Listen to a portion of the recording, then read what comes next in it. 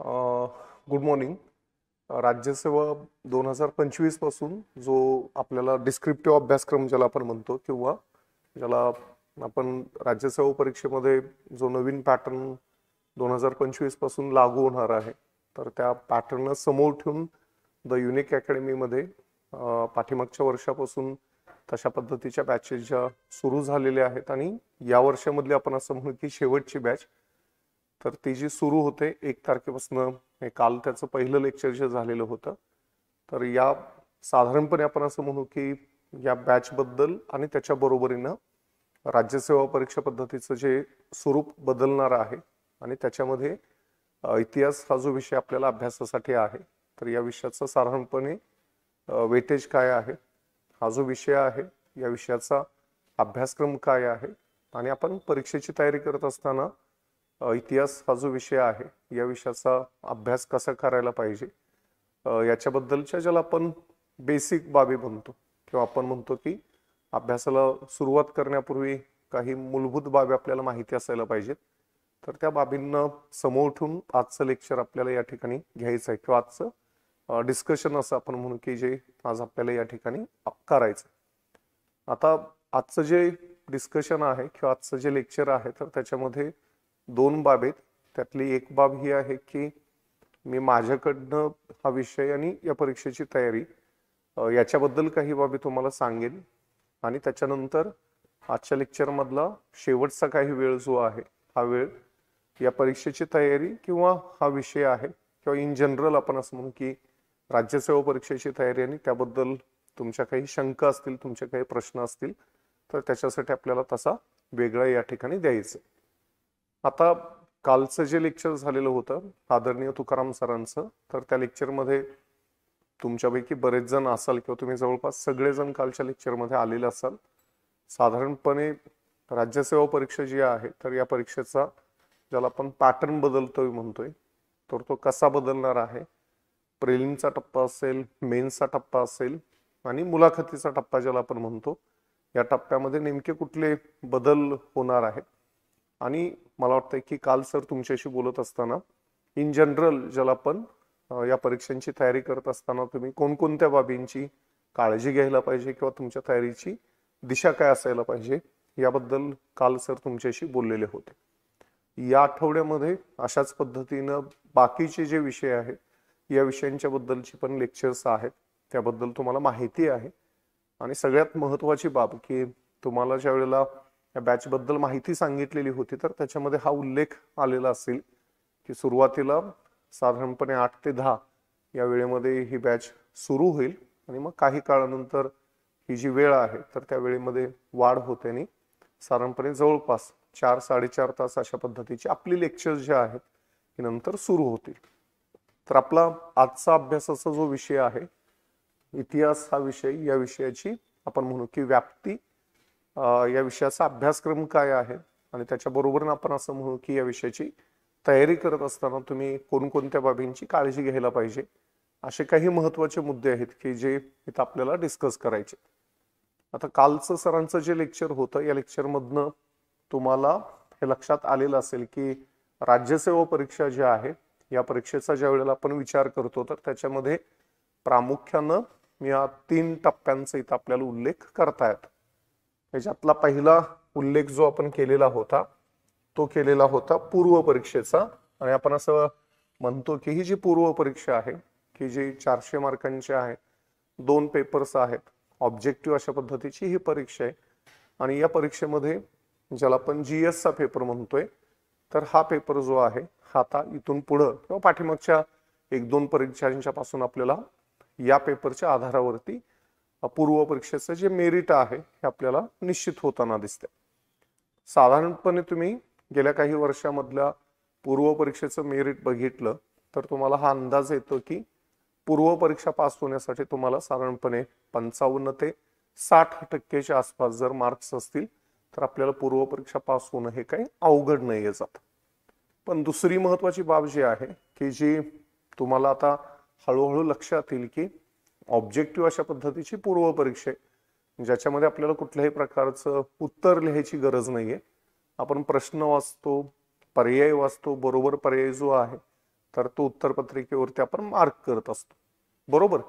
तर अशा पद्धतीची ज्यावेळी तुम्ही परीक्षा फेस करता, अशा पद्धतीची ज्यावेळी परीक्षा तुम्ही देत असता, त्यावेळेला त्या परीक्षेमधलं सगळ्यात आपण म्हणू की माझ्या दृष्टीनं चॅलेंज काय आहे, तर मला असं वाटतं की अशी परीक्षा देत असताना ॲक्युरसी ज्याला आपण म्हणतो तर ती जास्त खूप महत्वाची, म्हणजे ज्याला आपण अचूकता म्हणतो.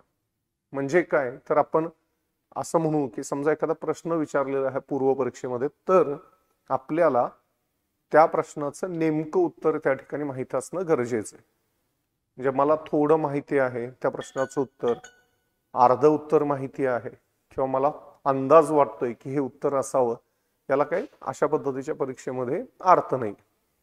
का अर्थ नाहीये, कारण या परीक्षेचं स्वरूप असं आहे. आणि दुसरी महत्वाची बाब की तिथं मिळणारे मार्क्स जे आहेत हे पूर्व परीक्षेमध्ये आपण असं म्हणतोय तर ते मार्क्स तुम्हाला पूर्ण मिळतात किंवा पूर्ण मिळत नाहीत, बरोबर आहे.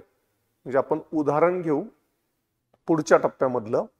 जर समजा ज्या परीक्षेमध्ये आपण ज्याला आपण डिस्क्रिप्टिव्ह परीक्षा म्हणतोय, समजा अशा पद्धतीची परीक्षा देतोय, एखादा प्रश्न त्याचं उत्तर आपण लिहितोय आणि तो 10 मार्कांचा प्रश्न असेल, तर आपल्याला शक्यता काय आहेत, तर आपण असं म्हणू की अर्ध्या मार्कापासून 7-8 मार्कापर्यंत आपल्याला मार्क्स मिळण्याच्या शक्यता आहे, बरोबर आहे. म्हणजे समजा असं झालं की आपल्याकडे वेळ कमी आहे आणि आपल्याला तो जो प्रश्न आहे त्या प्रश्नाच्या उत्तराबद्दल खूप जास्त माहिती नाही, पण एखादा पॅराग्राफ 3-4 ओळी आपण लिहिल्या की ज्या प्रश्नाला धरून असतील, तर तपासणारा जो आहे हा कदाचित असा विचार करेल की अरे हा जो उमेदवार आहे, विद्यार्थी आहे, तर त्याला वेळ अपुरा पडलाय, कदाचित त्याच्यामुळे त्याला उत्तर हे पूर्ण करता आलेलं नाहीये.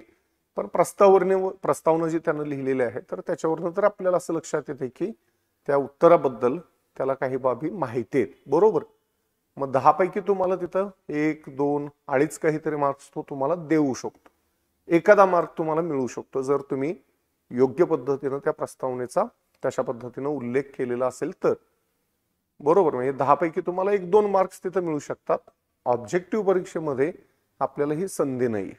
ऑब्जेक्टिव्ह परीक्षेमध्ये आपण काय म्हणतो, तर ऑब्जेक्टिव्ह परीक्षेमध्ये आपण असा उल्लेख केला की आपल्याला जे मार्क्स मिळतात एक तर ते पूर्ण मिळतील, म्हणजे 2 पैकी 2 मिळतील किंवा मिळणार नाहीत, 0 मिळतील. आणि म्हणून मला असं वाटतं की हा जो पूर्व परीक्षेचा टप्पा आहे, पूर्व परीक्षेचा ज्या वेळेला आपण विचार करतो, तर त्यावेळेला हा अशा पद्धतीनं थोडं करणं अपेक्षित आहे की ऑब्जेक्टिव्ह अशा पद्धतीची ही परीक्षा आहे आणि ज्याची तयारी करत असताना आपल्याला ज्याला आपण ॲक्युरसी म्हटलं, अचूकता म्हटलं, तर ती या ठिकाणी लक्षात घेणं गरजेचे. आता दुसरी बाब, साधारणपणे आपण असं म्हणू की पूर्व परीक्षा घेतली का जाते, कशासाठी घेतली जाते. आपण पूर्व परीक्षेला दुसरा शब्द वापरतो तो म्हणजे चाळणी परीक्षा, स्क्रीनिंग टेस्ट. आणि चाळणी परीक्षा किंवा पूर्व परीक्षेचा हेतू काय आहे, तर आपण असं म्हणू की जे विद्यार्थी, जे उमेदवार या परीक्षांची तयारी करतायत आणि जे सिन्सिअर आहेत, ज्याने अभ्यास व्यवस्थित केलाय, ज्यांनी या परीक्षा पद्धतीला समजून घेतलंय, बरोबर आहे. म्हणजे ज्यांनी व्यवस्थित या परीक्षेची तयारी केलेली आहे, अशा विद्यार्थ्यांना आपण असं म्हणू की मुख्य परीक्षेला निवडण्याचं काम या पूर्व परीक्षेमधनं केलं जातं, ज्याला आपण चाळणी परीक्षा म्हटलं, स्क्रीनिंग टेस्ट म्हटलं. आणि चाळणी परीक्षा म्हणण्यापाठीमागचं दुसरं कारण काय आहे, कारण या पूर्व परीक्षेचे जे मार्क्स आहेत हे मार्क्स तुमच्या काय अंतिम निवडीमध्ये काउंट केले जात नाहीत. पूर्व परीक्षेचं काम काय आहे, तर पूर्व परीक्षेचं काम हेच आहे की अभ्यास ज्यांचा व्यवस्थित आहे, चांगला आहे, अशा विद्यार्थ्यांना, उमेदवारांना मुख्य परीक्षेसाठी निवडणं, अशा पद्धतीने आपल्याला या पूर्व परीक्षेचा काम या ठिकाणी सांगता येतं. आणि म्हणून मग तुम्हाला ही पूर्व परीक्षा जी आहे तर तिला चाळणी परीक्षा म्हटलं जातंय. ॲक्युरसी ही बाब महत्वाची आहे. आणि या पूर्व परीक्षेमध्ये आपण असं म्हणू की इतिहास हा जो विषय आहे, या विषयाचा अभ्यासक्रम काय आहे, इतिहास हा विषय जो आहे याचा साधारणपणे आपण असं म्हणू की वेटेज काय आहे, आणि तयारी करत असताना आपण इतिहास या विषयाची पूर्व परीक्षेच्या टप्प्यावरती कोणकोणत्या पद्धतीनं त्याचा विचार, प्रिपरेशन करायला पाहिजे, याला समोर ठेवून आपल्याला आजचा जो आपला डिस्कशनचा विषय आहे तर त्याच्याबद्दल काही बाबी महत्वाच्या इथं लक्षात घ्यायचे. आता दुसरा टप्पा जो आहे, ज्याला आपण मुख्य परीक्षेचा टप्पा म्हणतोय, 1750 मार्कांचा आहे.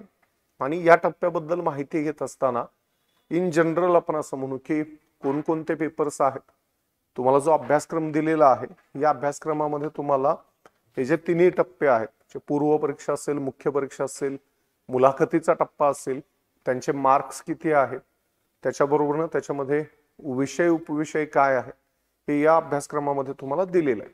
तुम्ही वाचून पण आलेला असाल, त्याच्याबद्दल तुम्ही माहिती पण घेतलेली असेल. पण या मुख्य परीक्षेमध्ये आपण म्हणू की साधारणपणे मुख्य परीक्षेचं असणारं स्वरूप आणि त्याच्यामध्ये इतिहास हा जो विषय आहे या विषयाचा असणारा अभ्यासक्रम आणि त्याचं वेटेज किती आहे या बाबी पण या ठिकाणी आपल्याला लक्षात या ठिकाणी घ्यायचे.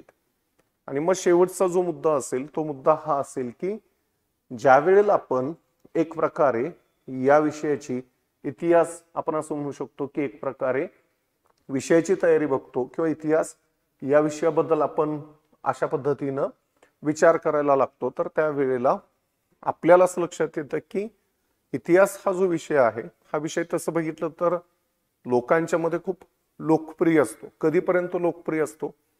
जोपर्यंत ते सिरियल्स बघतील तोपर्यंत लोकप्रिय असतो, जोपर्यंत ते कादंबऱ्या वाचतील तोपर्यंत तो लोकप्रिय असतो, जोपर्यंत आपण असं म्हणू की त्याच्यावरती नाटकं किंवा महानाट्य तयार होतात तोपर्यंत लोकप्रिय असतो.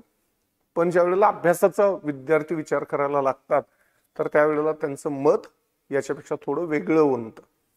ते का बनतं? तर त्याचं साधं सरळ कारण आहे की चित्रपट ज्या वेळेला तयार केला जातो किंवा एखादी कादंबरी लिहिली जाते तर त्यावेळेला हा प्रयत्न असतो की तो चित्रपट जास्तीत जास्त प्रेक्षकांनी बघायला पाहिजे, बरोबर? कारण ज्यांनी चित्रपट तयार केलेला आहे त्यांनी त्याच्यामध्ये आपल्याला गुंतवणूक केलेली दिसते. चित्रपटाबद्दल असं आपण म्हणतो की ती एक व्यावसायिक कला आहे की ज्याच्यामध्ये तुम्ही काही बाबी गुंतवता आणि त्याच्यामधनं तुम्हाला काही बाबी मिळायला पाहिजेत या पद्धतीची तुम्ही अपेक्षा ठेवता. कादंबरी किंवा नाटक लिहिलं जातं त्याच्या वेळेला सादर केलं जातं तर त्यावेळेला पण ती तशी अपेक्षा असते. आणि त्यामुळं काय होतं की ज्या वेळेला चित्रपट तयार होतात इतिहासातल्या घटना घडामोडीवरती, कादंबरी किंवा नाटकं लिहिली जातात, प्रेझेंट केली जातात, तर त्यावेळेला ती एका बाजूला भव्य दिव्य असतात, दुसऱ्या बाजूला पाहणारे वाचणारे जे आहेत यांना खिळवून ठेवण्यासाठी तशा पद्धतीचे प्रसंग, तशा पद्धतीचे ज्याला आपण डायलॉग्स म्हणतो, म्युझिक म्हणतो, ते त्याच्यामध्ये आपल्याला त्या पद्धतीनं इन्क्लूड केलेलं दिसतं. पण ज्यावेळेला आपण प्रत्यक्ष पुस्तक वाचायला लागतो तर त्यावेळेला काय असं म्युझिक आपल्या कानामध्ये जाणवत नाही. त्याच्या बरोबरीनं आपण असं म्हणतो की ते प्रसंग जे आहेत जसे मूवीज मध्ये चित्तथरारक पद्धतीने दाखवले गेलेले दिसतात, पुस्तकांच्या मध्ये तसं, इतिहासाच्या पुस्तकांच्या मध्ये त्या अर्थानं तसं आपल्याला वर्णन आलेलं दिसत नाही. आणि त्यामुळे होतं काय की ज्यावेळेला आपण त्या नजरेमधनं ज्यावेळेला आपण अभ्यासाचे इतिहास या विषयाकडे बघायला लागतो त्यावेळेला काही वेळेला आपल्याला आपल्या अपेक्षा जास्त वाढलेल्या असतात आणि अभ्यास करत असताना त्या अपेक्षांचा कुठंतरी आपण म्हणतो की ती पूर्तता होत नाही आणि मग आपण वेगळ्या अपेक्षा ठेवून या विषयाकडे बघायला लागतो आणि मग आपल्याला असं लक्षात येतं की अरे त्यांची पूर्तता होत नाहीये. आणि मग त्यामुळं काही वेळेला काही जणांना हा जो विषय आहे हा थोडा वेगळा वाटायला लागतो. तर मग ते होऊ नये याच्यासाठी काय करायचं तर त्याच्याबद्दल पण काही बाबी आहेत की जे इथे आपल्याला बोलता येतील, बघता येतील.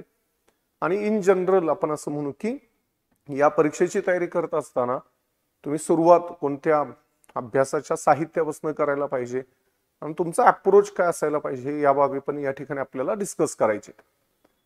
आता त्यातली पहिली बाब की ज्याचा आता आपण उल्लेख केला की ज्या वेळेला आपण एक प्रकारे आपण असं म्हणू की पूर्व परीक्षा जी आहे या पूर्व परीक्षेचा विचार करतो त्यावेळेला आपल्याला असं लक्षात येतं की पूर्व परीक्षेमध्ये जो अभ्यासक्रम आपल्याला दिलेला दिसतोय तर या अभ्यासक्रमामध्ये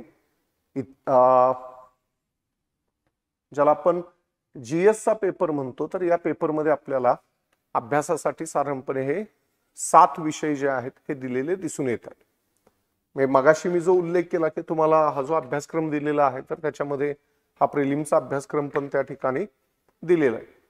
आता हे जे 7 विषय आहेत तर त्यामध्ये आपण म्हणतो की पहिला घटक जो दिलेला आहे तो चालू घडामोडी हा आहे आणि त्याच्यामध्ये राज्य, राष्ट्रीय आणि आंतरराष्ट्रीय पातळीवरच्या घटना घडामोडी आपल्याला अभ्यासायचे. मी उनकी अभ्यासातला हा क्रम पण तुम्ही लक्षात ठेवा. त्यांनी पहिला शब्द कुठला वापरलेला आहे तर राज्य आयोगानं, दुसरा शब्द कुठला वापरलेला आहे तर राष्ट्रीय आणि तिसरा शब्द कुठला वापरलेला आहे तर आपण असा उल्लेख केला की आंतरराष्ट्रीय महत्त्वाच्या घटना घडामोडी. म्हणजे आपण फोकस करत असताना कशावरती फोकस करायला पाहिजे हे आयोगानं त्या अभ्यासक्रमामधल्या शब्दरचनेमधनं सांगितलेलं आहे. म्हणजे आपल्या परीक्षेसाठी राज्यामध्ये ज्या घटना घडामोडी घडत आहेत या जास्त महत्वाचे. त्याच्यानंतर आपण असं म्हणू की देश पातळीवरच्या, राष्ट्रीय पातळीवरच्या घटना घडामोडी ज्या आहेत या आपल्यासाठी महत्वाचे. आणि मग आपण असं म्हणू की काही प्रमाणामध्ये या परीक्षेची तयारी करत असताना ज्याला आपण आंतरराष्ट्रीय घटना घडामोडी म्हणतो की ज्या परीक्षेसाठी या ठिकाणी महत्वाचे आहेत, ही एक बाब. हे बऱ्याच वेळेला तुम्हाला हा जो उल्लेख येतो अनेकांच्या बोलण्यामधनं की तुम्ही अभ्यासक्रम समजून घ्या. बरोबर आहे की या स्पर्धा परीक्षांची तयारी करत असताना तुमचं पहिलं काम काय असायला पाहिजे, तर तुमचा अभ्यासक्रमाचा आणि जुन्या प्रश्नपत्रिकांचं विश्लेषण, की ज्याच्यावरती अनेक जण त्या पद्धतीनं भर देतात. तर मला असं वाटतं की ही प्रक्रिया आहे. म्हणजे आपण जुन्या प्रश्नपत्रिका घेऊन बसलो, अभ्यासक्रम घेऊन बसलो आणि मग त्यातनं 1-2 दिवसामध्ये या बाबी आपल्याला लक्षात आल्या असं अजिबात होणार नाही. तुमच्या परीक्षेची तयारी सुरू असते तोपर्यंत ही प्रोसेस मला असं वाटतं की सुरू असते. आपण ज्याला म्हणतो की या परीक्षा पद्धतीला समजून घेण्यासाठीची एक इन्साइट आपल्यामध्ये डेव्हलप होणं गरजेचे. आणि ती प्रोसेस आहे, ती काही एका दिवसामध्ये लगेचच 4-5 दिवसामध्ये, आठवड्यामध्ये त्या पद्धतीनं डेव्हलप होणार नाही. पण त्याच्यासाठी मग काय करणं गरजेचं आहे, तर त्याच्यासाठी आपण असं म्हणतो की जो सिलेबस आहे तर तो व्यवस्थित बघा, वाचा. हा जो अभ्यासक्रम आहे हा अभ्यासक्रम समजून घ्या. त्यातले खाचखळगे जे आहेत हे समजून घ्या. आणि हे समजून घेण्यासाठी फक्त अभ्यासक्रम फक्त उपयोगाचा नाही, त्याला जोड कशाची द्यायला पाहिजे, तर त्याला आपण जोड द्यायला पाहिजे ती बाब म्हणजे जुन्या प्रश्नपत्रिकांची. कारण काय उदाहरण आपल्याला एक देता येतं की समजा तुम्ही एखाद्या ठिकाणाहून दुसऱ्या ठिकाणी जाणार आहात आणि आपण गुगलचा वापर करतो, गुगल मॅपचा वापर करतो. बरोबर, आपल्याला अंतर लक्षात येतं.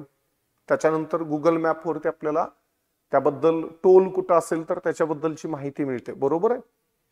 पण काही वेळेला आपल्याला असं लक्षात येतं की त्या रस्त्यानं ज्या वेळेला आपण प्रत्यक्ष जायला लागतो तर त्यातले काही वनवे असतात, काही ठिकाणी रस्ते बंद झालेले असतात. तर एवढे अपडेट तुम्हाला त्या मॅपमध्ये तेवढ्या पटकन केले गेलेले दिसत नाहीत. पण जर तुम्ही 1-2दा त्या रस्त्याने गेलेला असाल तर तुम्ही त्या ठिकाणी व्यवस्थित पोहोचू शकता. हे मला असं वाटतं की गुगल मॅप जो आहे तो म्हणजे हा एक प्रकारे अभ्यासक्रम आहे. आणि तुम्ही प्रत्यक्ष त्या रस्त्यानं जाणं, त्या रस्त्यामधले खाचखळगे अनुभवणं, हे जे आहे तर मी म्हणू की त्या जुन्या प्रश्नपत्रिका आहेत. या दोन्हींची सांगड जे आहे या परीक्षेच्या तयारीमध्ये आपण घालणं गरजेचे. आणि जसा आत्ता आपण उल्लेख केला की हे काम आपण सातत्यानं करत राहणं, परीक्षेची तयारी करत असताना त्या प्रश्नपत्रिका सिलेबस हा परत परत बघणं, त्याच्यावरती विचार करणं, हे या परीक्षेच्या तयारीचा एक महत्वाचा भाग आहे असं समजा. मी तर असं म्हणतो की जोपर्यंत तुम्ही एक प्रकारे या परीक्षेची तयारी आपण सुरू करतो असं म्हणतो, पण माझं वैयक्तिक असं मत आहे की जोपर्यंत तुम्ही क्वेश्चन पेपर अनालिसिस करत नाहीये, जोपर्यंत तुम्ही सिलेबस समजून घेत नाहीये, तोपर्यंत या परीक्षेची तयारी सुरू झाली असं मला नाही वाटत. कारण शेवटी आपण बऱ्याचदा असं म्हणतो की ज्या गावाला आपल्याला जायचं आहे, ज्या मुक्कामाला आपल्याला पोहोचायचं आहे, तर त्या गावचा रस्ता जोपर्यंत मला माहिती असणार नाही तोपर्यंत माझ्या चालण्याला किंवा प्रवासाला काही अर्थ नाही. समजतोय मुद्दा. म्हणजे आणि म्हणून मी असं म्हणेन की या जुन्या प्रश्नपत्रिका सिलेबस जो आहे हा परत परत बघा, तो वाचा. आपण म्हणतो की त्याच्यावरती विचार करा. जुन्या प्रश्नपत्रिका ज्या आहेत या बरोबर ठेवा. त्यातनं या परीक्षा पद्धतीला समजून घ्या, ही एक बाब.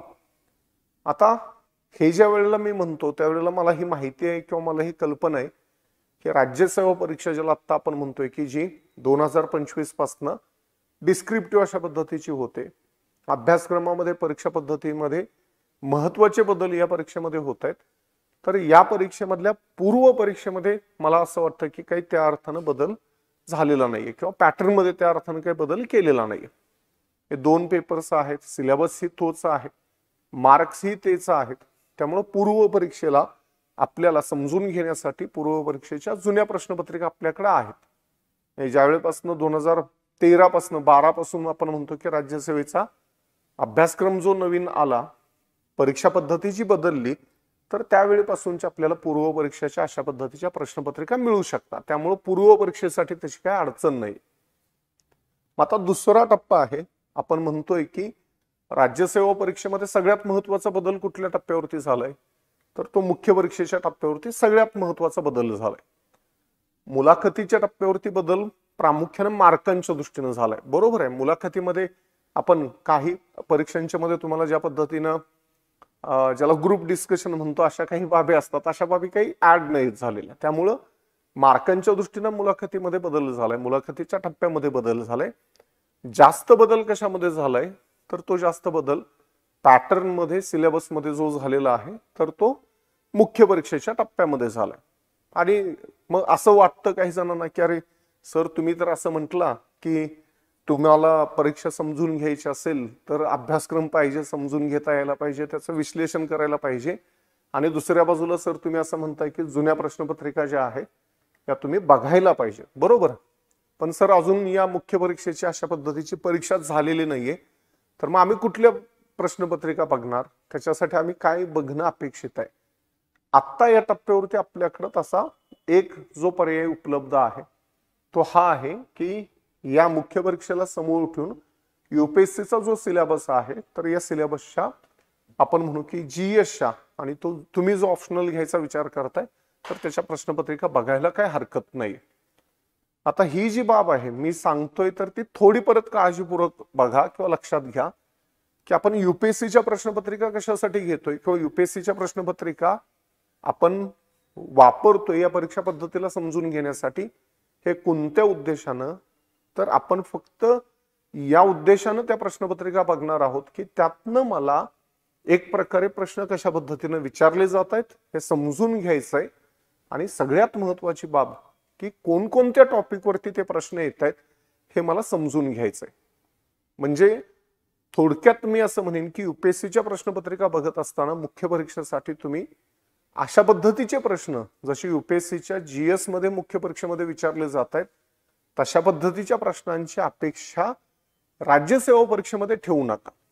समजला मुद्दा, की तसेच प्रश्न इकडे येतील अशा अपेक्षा ठेवू नका. पण जर तुमच्या असं लक्षात आलं की अरे इतिहास या विषयावरच आपण उदाहरण देऊ की इतिहास या विषयावरती समजा तुम्हाला जीएस मध्ये यावर्षीच आपल्याला एक उदाहरण देता येईल. आत्ता झालेल्या युपीएससीच्या मेन्स मधलं जीएस पहिल्या पेपरमध्ये हिस्ट्रीचा सिलेबस आपल्याला अभ्यासासाठी, त्याच्यामध्ये एक प्रश्न येऊन गेलेला होता. आपण प्रश्न त्याचं स्वरूप काय आहे मेन्स मधलं त्याचा उल्लेख करू, काही शब्द इकडे तिकडे होतील, त्याचा अर्थ काय होतोय हेही आपल्याला इथे सांगताय. तो प्रश्न काय आहे, तर त्या प्रश्नाचं स्वरूप साधारणपणे असं आहे की ब्रिटिशांची जी वसाहतवादी राजवट आहे या राजवटीचा भारतामधल्या आदिवासींच्या जीवनावरती पडलेला प्रभाव आणि त्याला आदिवासींची असणारी प्रतिक्रिया काय होती याची माहिती द्या. समजला? या प्रश्नाचा अर्थ काय आहे, तर याचा सोप्या शब्दामध्ये अर्थ असा आपण अशा पद्धतीने समजून घेऊ शकतो की भारतात ब्रिटिश आले, ब्रिटिशांनी त्यांची धोरणं, त्यांचा राज्य विस्तार करत असताना त्याच्यामुळे आदिवासींच्या जीवनामध्ये काय बदल झाले आणि हे जे बदल झालेले होते या बदलांना कशा पद्धतीने आदिवासी समाजानं आपल्याला आपली प्रतिक्रिया दिलेली दिसते. ते बदल त्यांनी स्वीकारले का, त्यांनी त्याला विरोध केला का, विरोध जर केला असेल तर तो त्यांनी कशा पद्धतीने केला, ते संघटित होते का असंघटित होते, सशस्त्र मार्गाने विरोध केला की आपण म्हणतो की एक प्रकारे लोकशाही सनदशीर मार्गाने एक प्रकारे तो विरोध केला. मग त्यांचं जीवन आर्थिक बदललं का, धार्मिक जीवनामध्ये काही बदल झाले का. मुद्दा लक्षात आला? म्हणजे तुम्हाला तसे प्रश्न येणार नाहीत. मग इतर राज्यसेवेमध्ये कसा प्रश्न विचारला जाऊ शकतो, तर मग तुम्हाला असा प्रश्न विचारला जाऊ शकतो की भारतात ब्रिटिश सत्तेची स्थापना झाल्यानंतर आदिवासी समाजाचं शोषण जे झालं तर त्याच्याबद्दलची माहिती द्या, किंवा भारतात ब्रिटिश सत्तेच्या स्थापनेनंतर आदिवासी समाजाच्या जीवनावरती ब्रिटिश सत्तेचा जो प्रभाव पडला तर त्याची चर्चा करा. तर ही एक बाब. दुसरं एक उदाहरण आपल्याला देता येत आणि त्याच्यामध्ये तो तुम्हाला प्रश्न विचारलेला आढळून येतो युपीएससीच्या पाठीमागच्या एका मेन्स मध्ये, की तुम्ही ज्या वेळेला ब्रिटिश कालखंड बघता तर त्याच्यामध्ये तुम्हाला असं लक्षात येतं की प्रश्न त्यांनी या पद्धतीने फॉर्म केलेला आहे की भारतात ब्रिटिश कालखंडामध्ये प्रामुख्याने कधी 18व्या शतकाच्या मध्यापासून म्हणजे 1750 पासून मोठ्या प्रमाणामध्ये सातत्यानं तीव्र अशा पद्धतीचे दुष्काळ पडतात. त्याची कारणं सांगा. बरोबर आहे. त्यात त्यांनी शब्द जे वापरलेले आहेत हे आपण बाजूला सारू.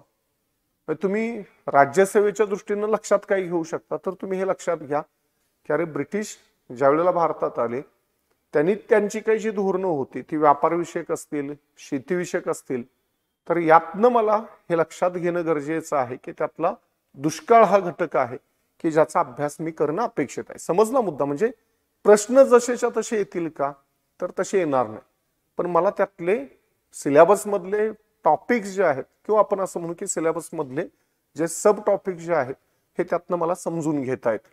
किंवा दुसरं एक उदाहरण आपल्याला या ठिकाणी बघता येतं किंवा देता येतं. आणि काही प्रश्न काही टॉपिक जे आहेत हे तशाच पद्धतीचे तुम्हाला विचारले जाते. एक उदाहरण आपल्याला देता येतं, संस्थान विलिनीकरण जे आहे. आपण असं म्हणतो की ज्या वेळेला भारतामध्ये ब्रिटिश सत्ता स्थापन झाली त्यावेळेला काही भारतातला भूभाग हे काही संस्थानं काही राज्ये जे आहेत यांच्या नियंत्रणाखाली होता आणि बराच मोठा भाग होता की जिथं ब्रिटिशांची थेट सत्ता होती. बरोबर. आपल्याला तीन चार महत्वाचे संस्थानं माहिती आहेत. एक जुनागड माहिती आहे, हैदराबाद संस्थान सगळ्यात महत्वाचं ज्याचा उल्लेख येतो आणि जम्मू काश्मीरचा आपण उल्लेख करतो.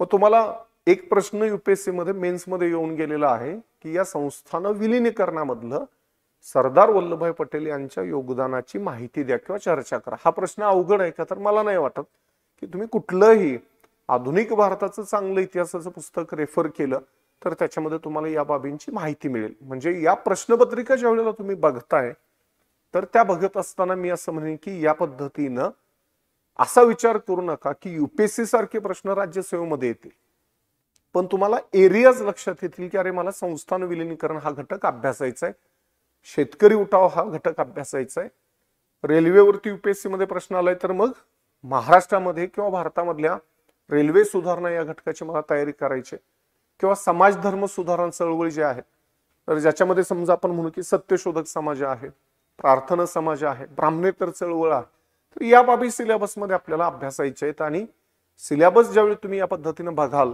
तर त्यावेळेला युपीएससीच्या सिलेबसमधनं तुम्हाला या बाबी समजत जातील. मी परत एकदा मी सांगतोय की जो युपीएससीच्या प्रश्नपत्रिका आहेत या कशासाठी रेफर करा तर आपण म्हणू की रेफरन्स पॉइंट म्हणून त्याकडे त्या पद्धतीने तुम्ही बघा.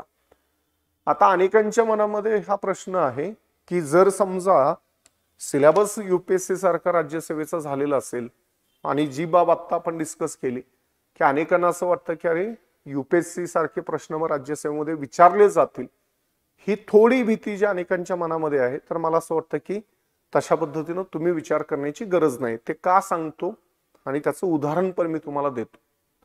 आता त्यातली पहिली बाब ही आहे, तुम्ही हे नेहमी लक्षात ठेवा की या दोन परीक्षा ज्या आहेत त्या खूप वेगवेगळ्या आहेत आणि या दोन परीक्षांचं आयोजन खूप वेगवेगळ्या उद्देशाने केलं जातं. म्हणजे यातली एक परीक्षा ज्याला आपण युपीएससीची परीक्षा म्हटलं तर ती नॅशनल लेवलची परीक्षा आहे, त्याला सगळ्या राज्यामधनं उमेदवार ती परीक्षा देण्यासाठी बसतात. आणि दुसरी परीक्षा आहे की जी स्टेट सर्व्हिस आहे आणि ज्याला एका राज्यामधले ठराविक विद्यार्थी आहेत की जी या परीक्षेला आपल्याला या परीक्षा देताना आपल्याला दिसून येत आहे. मग तुम्ही असा विचार करा की अरे एक नॅशनल एक्झाम आहे, एक स्टेट लेवलची एक्झाम आहे, तर तिथं येणारे प्रश्न समान असतील का, असण्याच्या शक्यता आहेत का तर त्या नाहीयेत. एक बाब, दोन्ही परीक्षांच्या मधनं जी पदं भरली जातात ही पदं वेगवेगळे आहेत, त्यांच्या जबाबदाऱ्या वेगळे, त्यांचे अधिकार आपल्याला वेगवेगळे असलेले दिसतील. त्यामुळं असा विचार करा की जर पदं वेगळी असतील, जबाबदाऱ्या वेगळी असतील तर तिथं अशा पद्धतीच्या परीक्षा एकसारखी घेतली जाऊ शकते का तर तीही शक्यता नाहीये. आणि सगळ्यात महत्वाचा उल्लेख जो मगाशी केला की आपण मगाशी म्हटलं की 2012-13 पासून राज्यसेवा पूर्व परीक्षा आणि युपीएससीची पूर्व परीक्षा सेमच आहे. बरोबर आहे. जीएस आणि सीसॅटचा पेपर आहे, 100-80 प्रश्न विचारले जात आहेत, 400 मार्कांची ही परीक्षा आहे. तर मग आपल्याला पूर्व परीक्षेचे पेपर समोर ठेवता येतील, युपीएससीचे पेपर एका दुसरा समोर ठेवा, राज्यसेवेचा पेपर एका दुसरा समोर ठेवा आणि मग कंपॅरिझन करा. आणि हे कंपॅरिझन केल्यानंतर मी सांगण्याच्या अगोदरच तुम्हाला हे लक्षात येईल की अरे युपीएससीच्या प्रश्न विचारण्याचा असणारा पॅटर्न किंवा त्यांचा अप्रोच हा वेगळा आहे राज्यसेवेचा अप्रोच वेगळा आहे आणि ही बाब तुम्हाला मुख्य परीक्षेमध्ये तेवढीच महत्वाची लक्षात ठेवणं गरजेचे. तिथं जसे प्रश्न येतात तसे येणार नाहीत, पण अजून या परीक्षा झालेल्या नाहीयेत राज्यसेवेच्या अशा पद्धतीच्या. त्यामुळं मला अभ्यास नेमका काय करायचा आहे हे समजून घ्यायचं असेल तर त्याच्यासाठी अशा पद्धतीनं काहीतरी रेफरन्स समोर असणं गरजेचे आहे. आणि आत्ता या टप्प्यावरती आपला रेफरन्स काय आहे तर हा रेफरन्स आहे, जर तुम्हाला 2012च्या अगोदर राज्यसेवा परीक्षा जी डिस्क्रिप्टिव्ह पद्धतीने होत होती त्याच्या काही प्रश्नपत्रिका जर मिळाल्या तर मी म्हणून की त्याही बघा आणि मग त्यातनं पण तुम्हाला हा अंदाज येईल की अरे कशा पद्धतीनं 2012च्या अगोदर राज्यसेवा परीक्षेमध्ये डिस्क्रिप्टिव्ह पॅटर्न मध्ये प्रश्न विचारले जात होते. पण माझं म्हणणं हे आहे की त्या प्रश्नपत्रिका UPSCच्या या प्रामुख्याने तुम्ही प्रश्नपत्रिका किंवा त्या पद्धतीचा पॅटर्न समजून घेणं याच्यापेक्षा या सिलेबस मधले घटक समजून घेणं की ज्यांची तयारी आपल्याला करायची आहे या दृष्टीने त्या बाबींचा विचार करायला हरकत नाही. हा दुसरा भाग. आता ज्या वेळेला तुम्ही पूर्व परीक्षेचा अभ्यासक्रम बघता तर या अभ्यासक्रमामध्ये जसा आता आपण उल्लेख केला त्या पद्धतीनं आपल्याला जे 7 अभ्यासाचे विषय दिलेले दिसत आहेत तर त्याच्यामध्ये इतिहास हा अभ्यासाचा जो विषय आहे तर त्याचा या ठिकाणी आपल्याला उल्लेख येतोय. आता तुम्हाला जो सिलेबस दिलेला आहे तर त्याच्यामध्ये पण तुम्हाला हा उल्लेख येईल भारताचा इतिहास, भारतीय राष्ट्रीय चळवळ आणि महाराष्ट्राला काही महत्व देऊन पूर्व परीक्षेमध्ये तुम्हाला प्रश्न हे विचारले जातात. मग आता याचा नेमका अर्थ काय होतोय तर आपण असं म्हणू किंवा असं समजू की हा जो पूर्व परीक्षेचा इतिहास या विषयाचा अभ्यासक्रम आहे तर त्यातले जसं आपण सुरुवातीला एक शब्द वापरला की आपल्याला खाचखळगे काही समजून घ्यायचे तर ते इथं आपण समजून घ्यायचा प्रयत्न करू. साधारणपणे आपण असं म्हणू की इतिहासाचा ज्या वेळेला आपण अभ्यास करतो तर त्याच्यामध्ये तुम्हाला 3 कालखंडांचा उल्लेख येतो, बरोबर. एक पहिला टप्पा ज्याला आपण प्राचीन काळ म्हणतो, त्याच्यानंतर मध्ययुगीन काळ आपला दुसरा टप्पा आपण ज्याचा उल्लेख करतो आणि तिसरा टप्पा ज्याला आपण आधुनिक कालखंड असं मानतोय. आता सिलेबसमध्ये तुम्हाला काय उल्लेख येतोय, पहिला उल्लेख सिलेबसमध्ये इतिहास या विषयाचा अभ्यासक्रमामध्ये हा आलेला आहे की भारताचा इतिहास हा आपला अभ्यासाचा घटक असणार आहे. दुसरा त्याच्यामध्ये त्यांनी उल्लेख केलेला दिसतो अभ्यासक्रमामध्ये तो म्हणजे भारताच्या राष्ट्रीय चळवळीचा किंवा स्वातंत्र्य लढ्याचा इतिहास. आणि तिसरा उल्लेख त्यांनी अभ्यासक्रमामध्ये केलेला दिसतो की या परीक्षेमध्ये काही प्रश्न हे तुम्हाला महाराष्ट्राच्या इतिहासाला समोर ठेवून विचारले जातात. आता याचा अर्थ नेमका काय होतोय तर याचा अर्थ आपण सोप्या पद्धतीने आपल्या पद्धतीने समजून घेऊ. त्यातला पहिला मुद्दा की हे 3 कालखंड जे आहेत प्राचीन, मध्ययुगीन आणि आधुनिक, आपण असं म्हणू की प्राचीन भारताचा इतिहास, मध्ययुगीन भारताचा इतिहास आणि आधुनिक भारताचा इतिहास आपल्याला या पूर्व परीक्षेमध्ये अभ्यासणं अपेक्षित आहे. आता दुसरा मुद्दा हा आहे की ज्या वेळेला आपण पूर्व परीक्षेचा विचार करतो आणि पूर्व परीक्षेमधला हा जो अभ्यासक्रम आहे ज्याला आपण प्राचीन, मध्ययुगीन आणि आधुनिक भारताचा इतिहास असा म्हणतोय तर हा अभ्यासक्रम अभ्यासत असताना आता उल्लेख केला की प्राचीन भारतावरून प्राचीन महाराष्ट्राचा, त्याच्यावरून प्राचीन मध्ययुगीन भारताचा इतिहास अभ्यासत असताना मध्ययुगीन महाराष्ट्राचा आणि आधुनिक भारताचा कालखंड अभ्यासत असताना आधुनिक महाराष्ट्राचा इतिहास त्या पद्धतीने तुम्ही अभ्यासणं गरजेचं आहे. आता दुसरा महत्त्वाचा मुद्दा जो आहे हा आपल्यासाठी हा आहे की ही जी पूर्व परीक्षा आहे या पूर्व परीक्षेमध्ये इतिहास हा जो विषय आहे हा किती मार्कांच्या साठी आहे, आपण किती प्रश्न साधारणपणे या विषयावरती विचारले जातात आणि जे प्रश्न विचारले जातात या प्रश्नांचं साधारणपणे स्वरूप काय आहे हे पण या ठिकाणी थोडक्यात लक्षात घेणं गरजेचं आहे. आता तुम्ही गेल्या काही वर्षांमधल्या प्रश्नपत्रिका बघितल्या, त्यांचं विश्लेषण केलं तर तुमच्या असं लक्षात येईल की साधारणपणे पूर्व परीक्षा जी आहे तर इथं जे प्रश्न विचारले जातात तर ते साधारणपणे 15-16च्या आसपास तुम्हाला या इतिहास या विषयावरती प्रश्न विचारलेले आढळून येतील.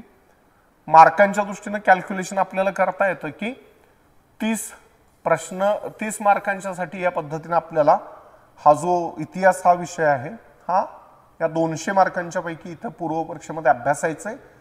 आणि तिसरा उल्लेख केला की ज्याला आपण वस्तुनिष्ठ परीक्षा म्हणतो, ऑब्जेक्टिव्ह परीक्षा म्हणतो, अशा पद्धतीने या पूर्व परीक्षेचं स्वरूप आहे. आता असं काय आहे का की भारताच्या इतिहासावरती एवढे प्रश्न आणि महाराष्ट्राच्या इतिहासावरती एवढे प्रश्न विचारले जातात. समजा 15 प्रश्न आले, 14 प्रश्न आले, तर असं काही विभाजन केलेलं आहे का 7 प्रश्न महाराष्ट्रासाठी आणि 7 प्रश्न भारताच्या इतिहासासाठी? तर असं काही आपल्याला सांगता येत नाही.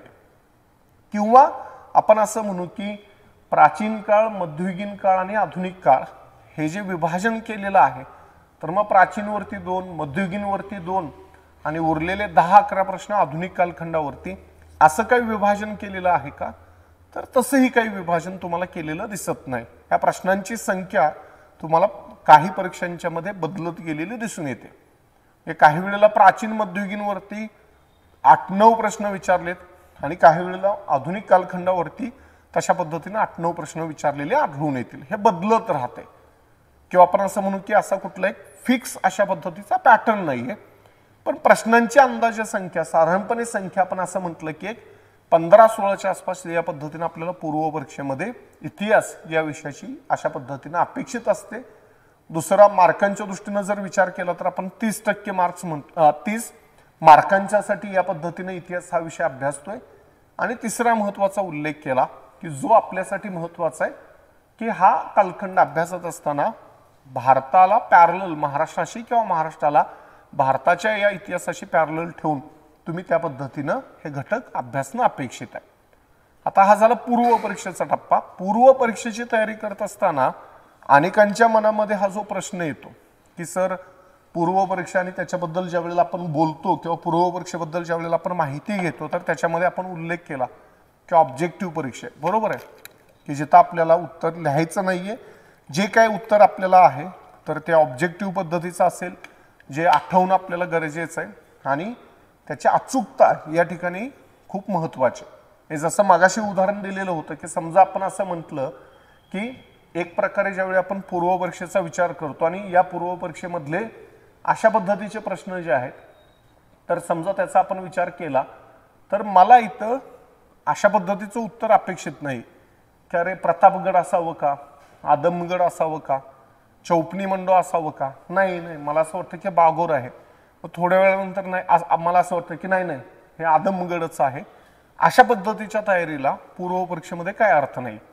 मी फक्त हिस्ट्रीबद्दल म्हणत नाही, मी सगळ्याच पूर्व परीक्षेमधल्या आपल्या प्रिपरेशन बद्दल बोलतोय. जी बाब मगाशी मी म्हटलेली होती की आपली तयारी आणि त्याच्यामध्ये ॲक्युरसी जी आहे ही महत्त्वाची आहे, अचूकता महत्त्वाची. म्हणजे ज्या वेळेला तुम्ही असं इमॅजिन करा की ज्या वेळेला तुम्ही पूर्व परीक्षा देता त्यावेळेला तुम्ही काय करता. आपल्याकडे प्रश्नपत्रिका असते, उत्तरपत्रिका असते, आपण प्रश्न वाचतो, उत्तर वाचतो आणि बरोबर पर्याय जो आहे हा उत्तरपत्रिकेवरती आपण मार्क करतो. आपल्याकडे कुठलं पुस्तक नाहीये, आपल्याकडे कुठल्या नोट्स तिथं हॉलमध्ये नाहीयेत, आपण आहे, आपलं डोकं आहे आणि त्या प्रश्नपत्रिका, उत्तरपत्रिका आणि पेन आहे, बरोबर आहे. मग तिथं मी काय करतो, मी प्रश्न वाचतो, पर्याय वाचतो आणि माझ्या कळत न कळत, आपण असं म्हणू की मिली सेकंदमध्ये किंवा आपण म्हणू की त्याच्यापेक्षा कमी वेळेमध्ये मला ते उत्तर क्लिक होतं, बरोबर. यापैकी कुठलं उत्तर आहे मला तिथं क्लिक होतं, आठवतं, रिकॉल होतं. रिव्हिजन ही जी बाब आहे ही मी म्हणून की पूर्व परीक्षेमध्ये खूप महत्त्वाची आहे. त्या बाबी समजणं, त्या बाबी परत परत वाचणं आणि त्या विषयावरती आपण म्हणतो की कमांड मिळवणं, रिव्हिजन ही बाब महत्त्वाची आहे. आणि दुसरी महत्त्वाची बाब ही आहे या परीक्षेसाठी, पूर्व परीक्षेसाठी, की अशा पद्धतीचे प्रश्न सोडवण्याचा तुमचा सराव असणं. कारण शेवटी तुम्हाला जी परीक्षा द्यायची आहे या परीक्षेचं स्वरूप समोर ठेवून तुम्हाला स्वतःला आणि तुमच्या तयारीला प्रिपेअर करणं गरजेचं आहे. जसं आपण म्हणतो की समजा मुलाखतीचा टप्पा हा कसला परीक्षेचा टप्पा आहे, तर ज्या टप्प्यामध्ये आपण बोलतो, आपण कम्युनिकेट करतो, त्यामुळं मला बोलता व्यवस्थित यायला पाहिजे, हे माझं स्किल मुलाखतीमध्ये महत्त्वाचं ठरतं, बरोबर. आपण त्याचा विचार करतो. मग तुम्ही काय करता, अनेक जण काय करतात त्या टप्प्यावरती, तर मग आरशासमोर उभं राहून बोलतील, मॉक इंटरव्ह्यूज देतील, मित्र मैत्रिणींना आपली मुलाखत घ्यायला लावतील, ते रेकॉर्ड करतील, ते बघतील, त्याच्यामध्ये इम्प्रूव्हमेंट करतील. या सगळ्या बाबी तुम्ही त्या टप्प्यावरती अनेक जण करत असतात. जसं तिथं तुम्ही बोलताना स्वतःला प्रिपेअर करण्यासाठी तयारी करताय, तुम्ही एफर्ट्स घेताय, तसं प्रिलिममध्ये अशा पद्धतीच्या परीक्षेला तयारी करण्यासाठी दोन बाबी महत्त्वाच्या आहेत. एक म्हणजे त्या बाबी रिवाइज करणं, परत परत वाचणं, आणि अशा पद्धतीच्या प्रश्नपत्रिका सोडवणं, टेस्ट सिरीज सोडवणं. आता हे याच्यासाठी सांगतोय की आपल्या इन्स्टिट्यूटमध्ये युनिकमध्ये आता पाठीमागच्या वर्षीची या वर्षीची झालेली पूर्वपरीक्षा, 2024 मधली असणारी पूर्वपरीक्षा, याचा जर तुम्ही प्रश्न या पूर्वपरीक्षेला समोर ठेवून टेस्ट सिरीजचा जर तुम्ही उपक्रम बघितला तर त्याच्यामध्ये तुमच्या असं लक्षात येतं की जवळपास 25-26 टेस्ट ज्या आहेत त्या आपल्या वर्गामध्ये या पद्धतीने घेतल्या जातात. समजला मुद्दा? म्हणजे जीएसच्या जवळपास 25-26 टेस्ट आहेत की ज्या वर्गामध्ये घेतल्या जातात. दुसरी बाब, त्याचं डिस्कशन तुम्हाला दिलं जातं, डिस्कशन घेतलं जातं. आणि तिसरी महत्त्वाची बाब जी आहे, या ऑब्जेक्टिव्ह टेस्ट शिवाय तुमच्या वर्गामध्ये आपण असं म्हणू की टप्प्याटप्प्यानं तशा पद्धतीच्या क्लास टेस्ट पण वर्गामध्ये ऑब्जेक्टिव्ह पद्धतीच्या होत असतात की ज्यातनं तुमची तयारी अशा पद्धतीनं तुम्ही करताय का हे एक प्रकारे आपण म्हणू शकतो की ट्रॅक केलं जातं किंवा तुम्हाला त्या बाबीत अशा पद्धतीनं लक्षात घेता येतात. ही झाली ऑब्जेक्टिव्ह बाब आणि ऑब्जेक्टिव्ह परीक्षेबद्दलची बाब. डिस्क्रिप्टिव्ह, ज्याला आपण मुख्य परीक्षेचा टप्पा म्हणतोय, त्याच्याकडे अजून आपण आलेलो नाहीये.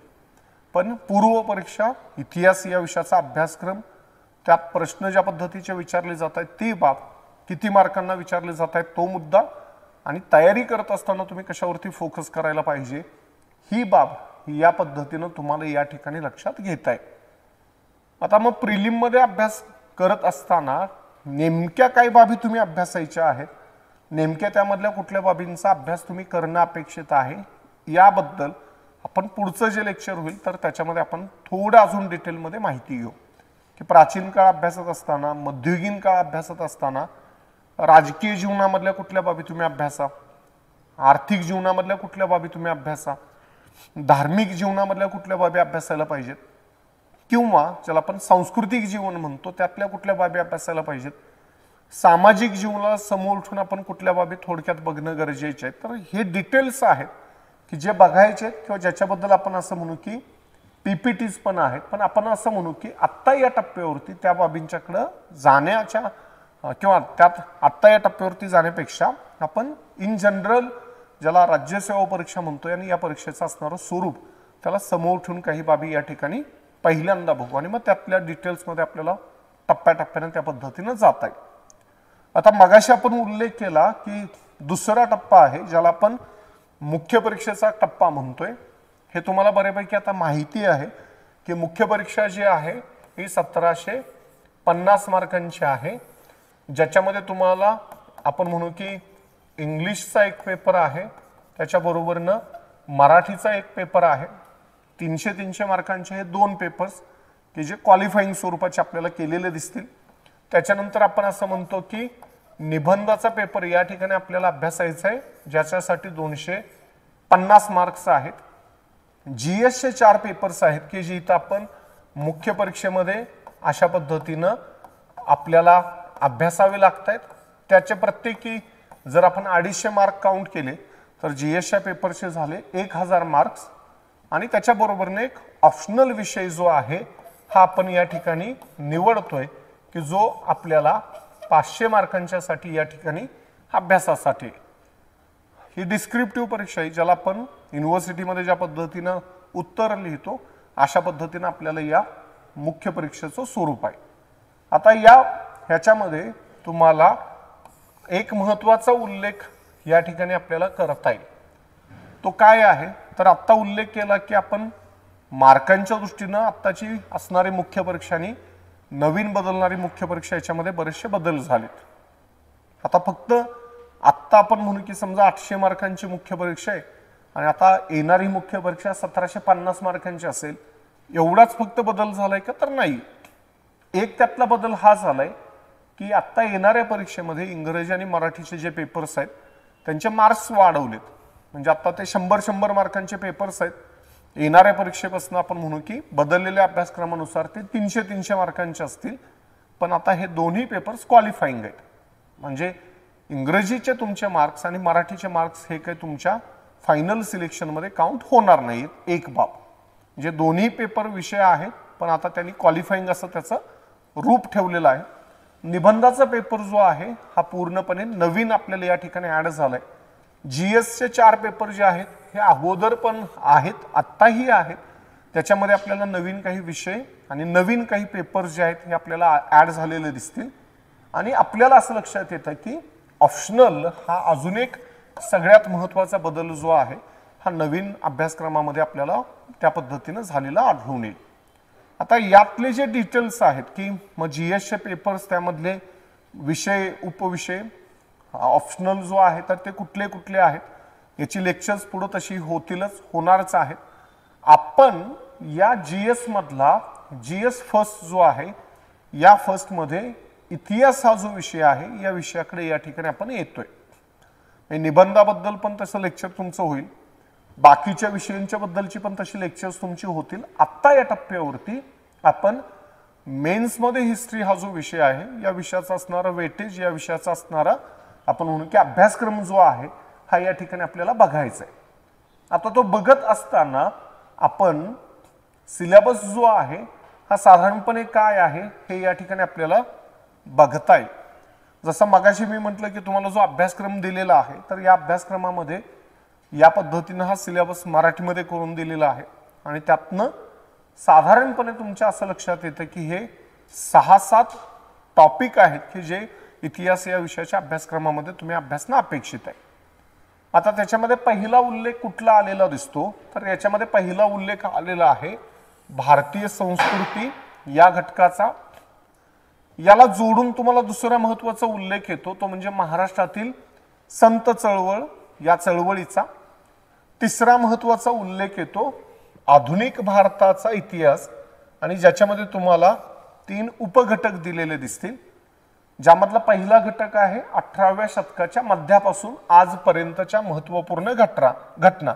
1850 म्हणजे 18व्या शतकाचा मध्य म्हणजे 1750 पासूनच्या पुढच्या घटना. भारताचा स्वातंत्र्य लढा, त्यातले वेगवेगळे टप्पे, त्यातले वेगवेगळ्या व्यक्तींचं योगदान, प्रवाह आणि आधुनिक भारताच्या इतिहासामधला पुढचा शेवटचा जो घटक आहे ज्याला आपण म्हणतो की स्वातंत्र्योत्तर भारताची पुनर्रचना, ज्याच्यामध्ये कधीपर्यंतच्या घटना तुम्हाला अभ्यासायच्या आहेत तर आपण म्हणू की 1984 पर्यंतच्या, जिथं इंदिराजींची हत्या झाली तिथपर्यंतचा काळ.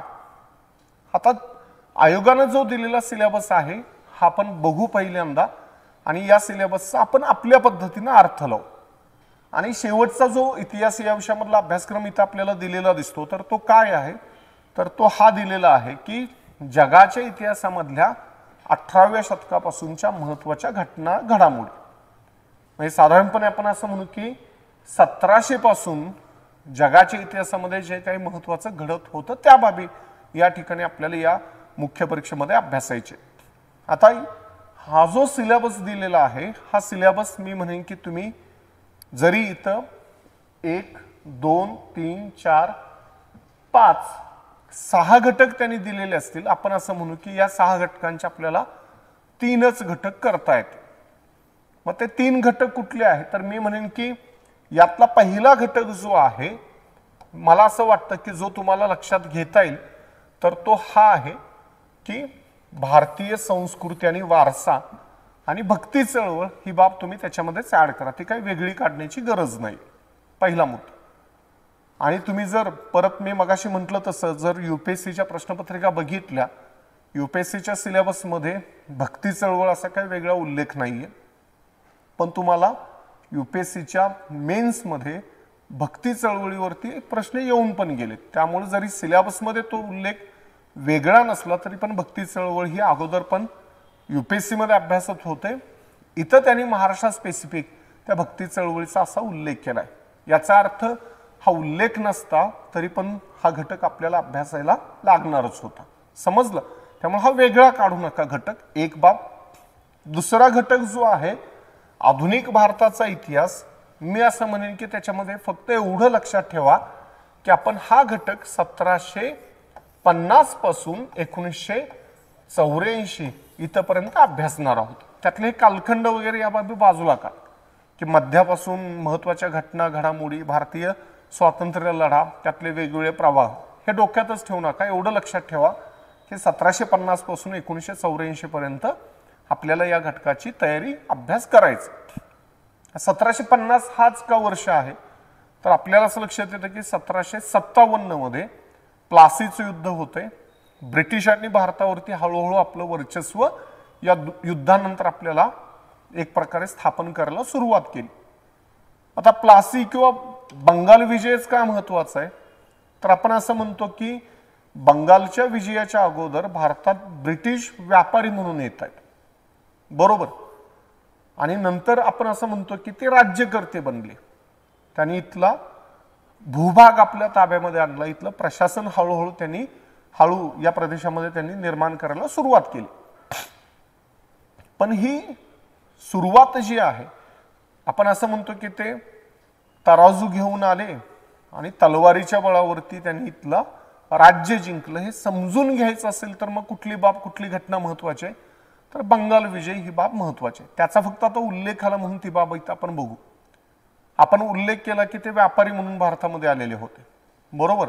इथल्या मसाल्याचे पदार्थ आहेत, कापड आहे, वेगवेगळ्या वस्तू आहेत की जे भारतामधून ते विकत घेत आहेत आणि ते युरोपमध्ये जाऊन त्यांची विक्री करतायत.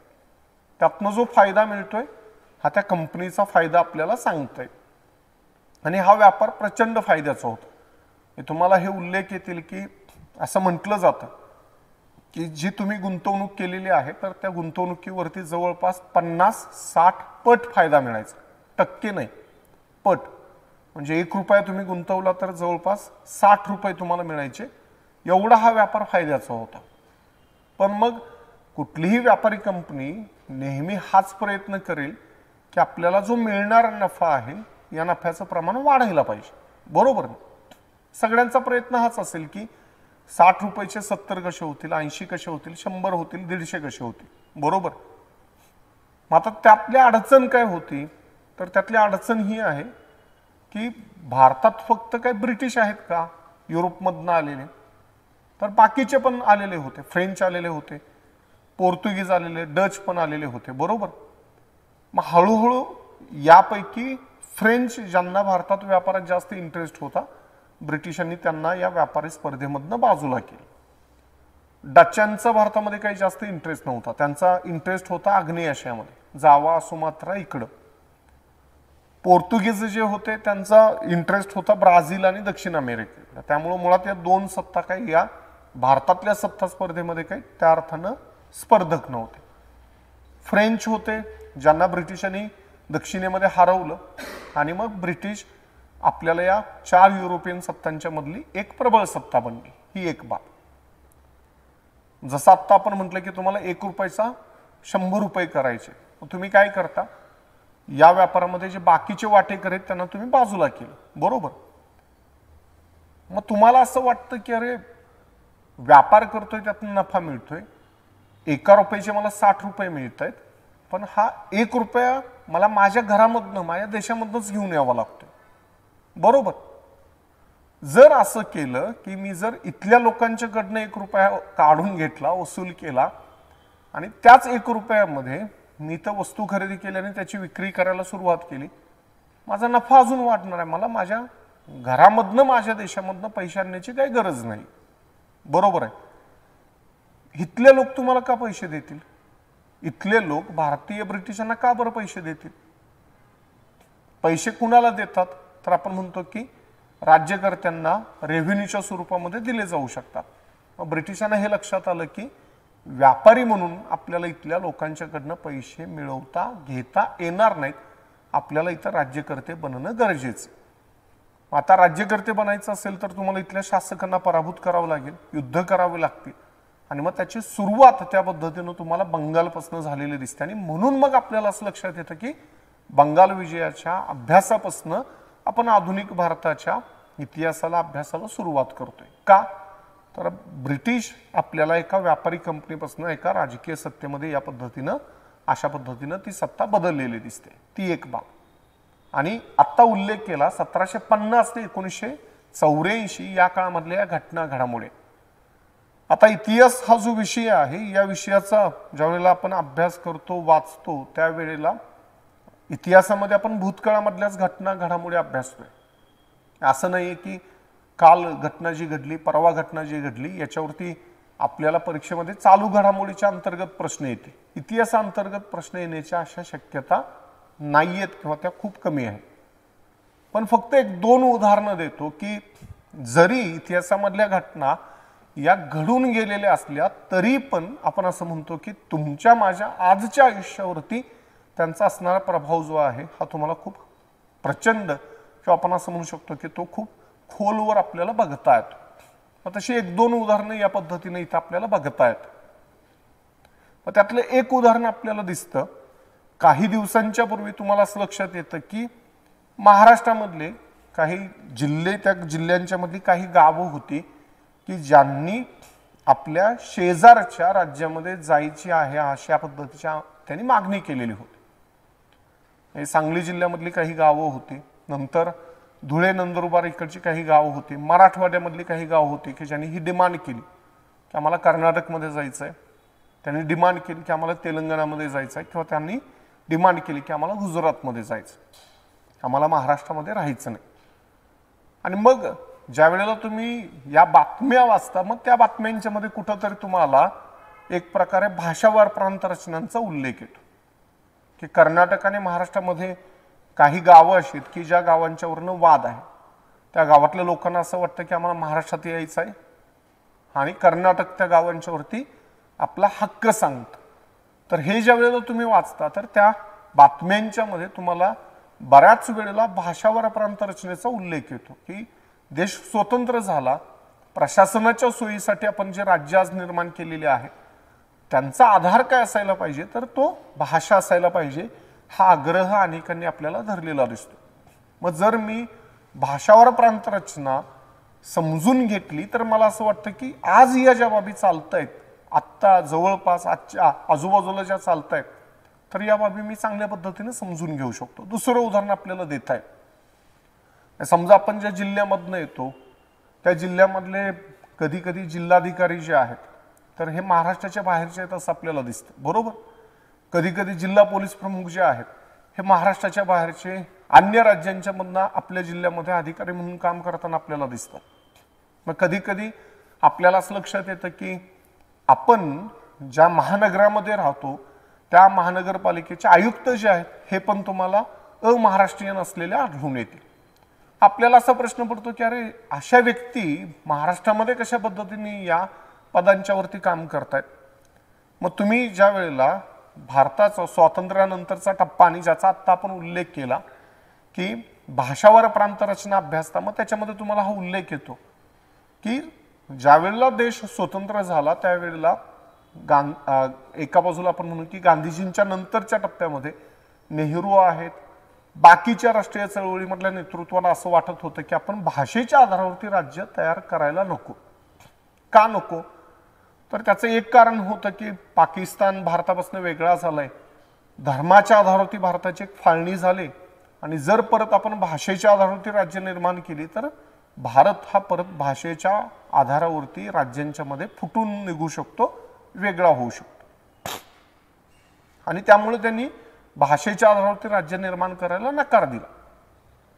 पण दुसरी बाब, मागणी वाढत गेली, दबाव वाढत गेला, मग शेवटी भाषेच्या आधारावरती राज्य निर्माण करणं मान्य केलं. पण हे निर्माण करत असताना आपल्याला असं लक्षात येतं की देशाचं ऐक्य टिकून राहायला पाहिजे अशा बाबींची त्या काळामध्ये आपल्याला तरतूद केलेली दिसते. मग ती तरतूद काय आहे, तर त्याच्यामध्ये एक उल्लेख येतो की समजा आपण महाराष्ट्राचा उल्लेख करू, महाराष्ट्रामध्ये उच्च न्यायालय जे आहे, हायकोर्ट जे आहे, या हायकोर्टमधले काही जजेस हे तुम्हाला बाकीच्या राज्यांच्या मधनं त्या राज्यामध्ये हायकोर्टमध्ये नियुक्त केलेले दिसतील. एक बाब, आणि ज्याला आपण ऑल इंडिया सर्व्हिसेस म्हणतो, ज्याच्यामध्ये IAS IPS या सर्व्हिसेसचा आपल्याला उल्लेख येतो, इथं नियुक्त केलेले अधिकारी जे आहेत हे तुम्हाला या भाषावार प्रांत रचनेतल्या त्या मध्यम मार्ग जो काढला तर त्यातनं त्या पद्धतीची नियुक्त करण्याची सुरुवात आपल्याला झालेली दिसून येते. म्हणजे हे जर मी आजूबाजूला जे घडतंय आपण जे बघतो तर ते अशा पद्धतीने समजून घेताय. किंवा तुम्ही या 2-3 दिवसामधला न्यूजपेपर वाचत असाल तर मग त्याच्यामध्ये अमेरिकेचे एक डिप्लोमॅट हेनरी किसिंजर जे आहेत यांचं निधन आणि त्याच्याबद्दलच्या बातम्या, अग्रलेख वगैरे पण आलेले आहेत, बरोबर. मग त्यात तुम्ही शीतयुद्ध शब्द वाचता, ज्याला आपण म्हणतो की अमेरिका एक महासत्ता म्हणून पुढे येणं याबद्दलचे उल्लेख ऐकता, किंवा आत्ता आपण समजा जर इस्रायल पॅलेस्टाईन यांच्यामधला संघर्ष बघितला तर तो संघर्ष बघत असताना आपल्याला जर्मनीचा उल्लेख येतो. दुसऱ्या महायुद्धाच्या काळामध्ये जर्मनीमध्ये ज्यूंच्या वरती जे अत्याचार केले गेले त्याचा उल्लेख येतो. तर या ज्या बाबी आहेत, आजूबाजूला आपल्याला ज्या बाबी घडत असतात, तर या इतिहासापासून तुम्हाला वेगळ्या काढता येत नाहीत. पण आपण जर या बाबी समजून घेतल्या चांगल्या पद्धतीनं, तर मला असं वाटतं की इतिहास जर आपण समजून घेतला तर आपण आपला वर्तमान काळ चांगल्या पद्धतीनं समजून घेऊ शकतो. आणि म्हणून मी असं म्हणेन की त्या दृष्टिकोनातनं तुम्हाला हा जो इतिहासाचा अभ्यासक्रम आहे तर त्याच्याकडे त्या पद्धतीनं बघताय. एक दुसरं उदाहरण बघू. आता यातला पहिला जो घटक आहे तो म्हणजे भारतीय संस्कृती आणि वारसा हा घटक आहे. आता या घटकामध्ये आपण काय अभ्यासतोय, तर या घटकामध्ये आपण असं म्हणू की चित्रकला, प्राचीन मध्ययुगीन कालखंडामधली त्याचा अभ्यास करतोय. त्याच्याबरोबर साहित्य, रिलिजन आहे, वास्तुकला आहे, शिल्पकला आहे, या बाबी इथं आपण अभ्यासतोय. आणि हे अभ्यासत असताना प्राचीन मध्ययुगीन भारताचा आणि महाराष्ट्राचा इतिहास समोर ठेवून या बाबी या पद्धतीने इथं आपण अभ्यासतोय. आपण या बाबी अभ्यासक्रम आणि या बाबी थोड्या बाजूला ठेवू. एक उदाहरण फक्त देतो आणि त्यातनं मग कल्चर ही जी बाब आहे ही का महत्वाची आहे हे तुमच्या लक्षात येईल. आणि मग अभ्यास करत असताना आपण का तो करतोय ही बाब आपण या ठिकाणी तुमच्या लक्षात येईल. आपण मराठीमध्ये बोलतो, मराठीमध्ये आपण व्यवहार करतो. ज्यावेळी तुम्ही मराठी भाषेचा, मराठीमधल्या शब्दांचा ज्यावेळेला विचार करता त्यावेळेला तुमच्या असं लक्षात येतं की मराठीमधले बरेचसे शब्द संस्कृतमधनं आलेत, इंग्रजीमधनं आलेत, अरबीमधनं आलेत, फारसीमधनं आलेत, तमिळ, तेलुगू, कन्नडमधनं पण आलेत. बरोबर आहे? बरोबर. ज्यावेळेला मी अभ्यासातनं हे समजून घेतो त्यावेळेला असं होऊ शकतं की जर माझ्यामध्ये भाषिक अभिमान असेल तर कदाचित तो कमी होण्यासाठी त्याचा फायदा होऊ शकतो. समजला मुद्दा? आला लक्षात? मला असं वाटतं की माझी भाषा चांगली आहे, माझी भाषा सर्वश्रेष्ठ आहे. पण जर मी भाषेचा अभ्यास केला आणि मला लक्षात आलं की अरे माझ्या भाषेमधले बरेचसे शब्द अन्य भाषांच्या मधनं आलेत, बरोबर, तर मग माझा विचार बदलू शकतो. मला असं जे वाटतं की नाही माझीच भाषा सर्वश्रेष्ठ आणि चांगली आहे, हे कदाचित माझं मत हळूहळू जर भाषेबद्दल मी विचार केला, अभ्यास केला तर कदाचित ते बदलू शकतं. एक बाब.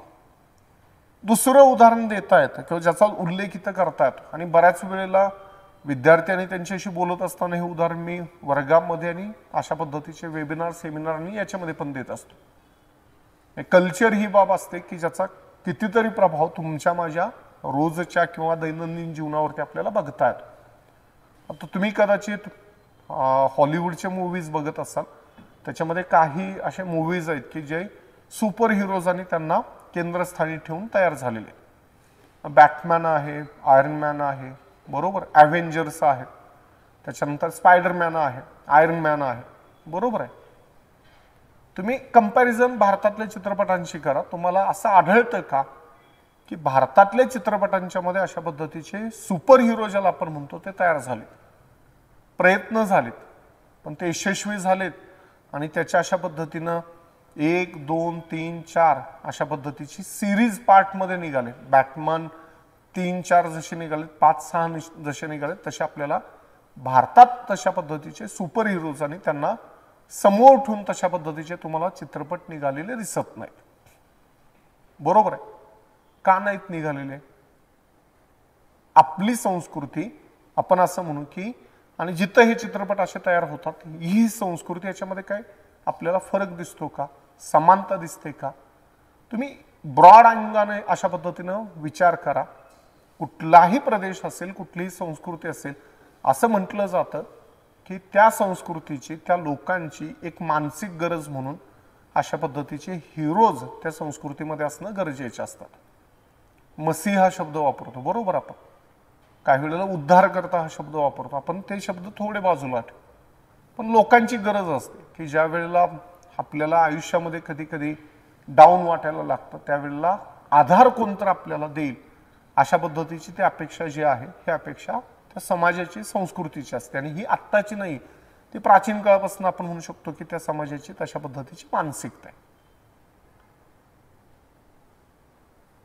जर तुम्ही भारताचा विचार केला तर असं मानलं जातं की भारताच्या लोकांची, इथल्या लोकांची ही गरज कोणी पूर्ण केली?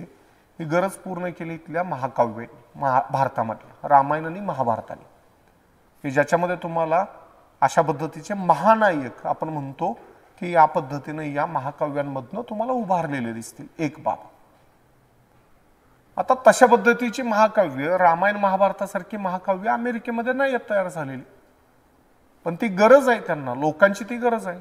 मानसिकता तशा पद्धतीची असते समाजाची.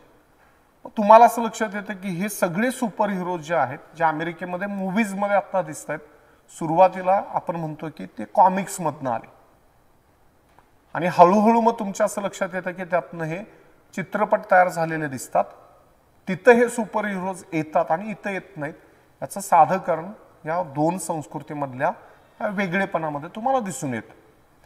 किंवा दुसरी बाब आहे, तुमच्या असं लक्षात येतं की उदाहरण एक दोन देतो की कल्चर ही बाब आहे ती किती मिळून मिसळून गेलेली असते आणि हे समजणं का गरजेचं.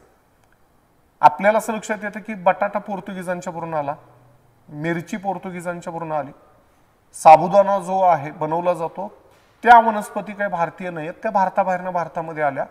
जो बऱ्याचदा भारतात उपवासाचा धार्मिक दृष्टीनं आपण म्हणतो की श्रद्धेचा भाग म्हणून त्या पद्धतीनं खाल्ला जातो, पण यातल्या बऱ्याचशा वस्तू तुम्हाला भारतीय दिसत नाहीत. एक बाब. दुसरा तुम्हाला उल्लेख हा येतो की ज्याला आपण मेथीची भाजी म्हणतो ती पण भारतीय नाही, ग्रीकांच्या वरून ती भारतात आली. कदाचित आपल्या आठवड्यामधलं एखादं जेवण त्या मेथीशिवाय अपूर्ण राहते. बरोबर आहे. दुसरं उदाहरण, इडली आहाराचा जो भाग म्हणला आपण म्हणतो की ते दक्षिणेमधनं महाराष्ट्रामध्ये पसरले, पण दक्षिणेमध्ये ते येते इंडोनेशिया आणि तिकडनं, की तुम्ही फर्मंट करणं आणि त्यातनं तशा पद्धतीनं त्या बाबी घडवणं. म्हणजे तुमचे वेशभूषा असेल, तुमची भाषा असेल, तुमचे आचार विचार असतील, आपण असं म्हणू तुमचे खाद्यपदार्थ ज्यात तुमचे म्हणजे त्यात मी पण येतोय, आपल्या सगळ्यांच्या या सगळ्या बाबी अशा पद्धतीनं अनेक परंपरांनी त्यातनं एकत्रित आलेले आढळून येतील. हे काही वेळेला आपण म्हणतो की जे ग्रिल केले जातात अन्य पदार्थ, तर असं म्हटलं जातं की ते ग्रीकांच्याकडनं आले. समोसा ही जी बाब आहे तर ती मध्य आशियामधनं आले, जिथं उझबेकिस्तान तजाकिस्तान हे प्रदेश येत आहे तिथनं आले. जिलेबी हा जो पदार्थ आहे तर तो तुर्कस्तानमधनं भारतात आला असं म्हटलं जातं. मग तुम्ही असं समजा की जी कुठल्याही प्रदेशामधली संस्कृती असते ही जर अनेक अशा प्रभावामधनं घडत असेल, बनत असेल, तर ते अभ्यासणं का गरजेचं आहे? कारण हे अभ्यासणं ही यासाठी गरजेचे आहे की कल्चर या बाबीचा ज्यावेळेला आपण अभ्यास करतो त्यावेळेला आपला समाजाकडे, लोकांच्याकडे बघण्याचा दृष्टिकोन हा ब्रॉड बनतो, संकुचित राहत नाही. तुम्हाला हे लक्षात येतं की अरे जवळपास आपण सगळेच एकसारखे आहोत, आपल्यामध्ये अनेक बाबींची सरमिसळ झालेली आहे आणि ज्या बाबींचा मला उगाचच अभिमान वाटतो यातल्या अशा अनेक बाबी आहेत की ज्या मुळात माझ्या पण नाही. समजलं? हे जे होतं माणूस म्हणून आपण म्हणतो की अशा बाबींच्याकडं एका ब्रॉड पर्स्पेक्टिव्हनं आपल्याला बघायला शिकणं ही जी बाब आहे तर ही कल्चर आणि त्या बाबीच्या अभ्यासामधनं तशा पद्धतीनं तुमच्यापर्यंत पोहोचू शकते. हा एक घटक की जो इथं आपण या पद्धतीनं अभ्यासतोय. आता संस्कृती ज्या वेळेला आपण शब्द वापरतो खरं तर त्याच्यामध्ये अनेक बाबी येतात, अनेक घटक येतात, पण आपल्या अभ्यासामध्ये मग त्यांनी सांगितलेलं आहे की तुम्ही साहित्य अभ्यासा, धर्म अभ्यासा, तुम्ही चित्रकला अभ्यासा, तुम्ही स्थापत्य अभ्यासा आणि मग तुमच्या असं लक्षात येतं की पूर्ण संस्कृती मुळात हा खूप मोठा घटक आहे, पण त्यातल्या काही मोजक्या बाबी इथं आपण या परीक्षेमध्ये या पद्धतीनं अभ्यासतोय. दुसरं एक उदाहरण देताना ते बघून आपल्याला पुढचा मुद्दा जो आहे या मुद्द्याकडे या ठिकाणी येत आहे. आता तुम्ही तुमच्यापैकी काही जण असे असतील की ज्यांनी ताजमहाल बघितलेला असेल प्रत्यक्षामध्ये, काही जण असे असतील की ज्यांनी चित्रामध्ये तरी आपण हा ताजमहाल बघितलेला आहे. बरोबर आहे. आता ज्या वेळेला तुम्ही ताजमहाल बघता, एक उदाहरण फक्त की इथं आपल्याला स्थापत्याने त्याचा उल्लेख येतोय, त्याचं उदाहरण म्हणून ती बाब इथं आपण बघतोय किंवा डिस्कस करतोय. आता ज्या वेळेला तुम्ही ताजमहाल बघता तर त्यावेळेला सगळ्यात पहिली बाब आपल्या डोळ्यासमोर जी येते ती येते ते म्हणजे त्यांनी वापरलेला पांढरा संगमरवर. बरोबर आहे. आणि हा आपण उल्लेख वाचतो येतो की जाणीवपूर्वक पांढरा संगमरवर त्या इमारतीच्या बांधकामामध्ये वापरलेला आहे. म्हणजे त्यावेळेला बाकीचे दगड नाही आहेत, बाकीचं साधनं नाही आहेत आणि म्हणून संगमरवर वापरला असं आहे का, तर नाही, ते ठरवून वापरला गेलाय. एक बाब. दुसरी बाब, ज्यावेळी तुम्ही ताजमहाल बघता तर ताजमहालच्या आजूबाजूला तुम्हाला बाग तयार केली गेली दिसते. ताजमहालच्या समोर तुम्हाला पाण्याचा प्रवाह दिसतो, कारंजे दिसतात, बरोबर आहे. तिथं अगोदर शेजारी ज्याला आपण सुरूची झाडं म्हणतो तर तीही लावली गेलेली असायची. त्या बाबी पण तुम्हाला बघता येतात.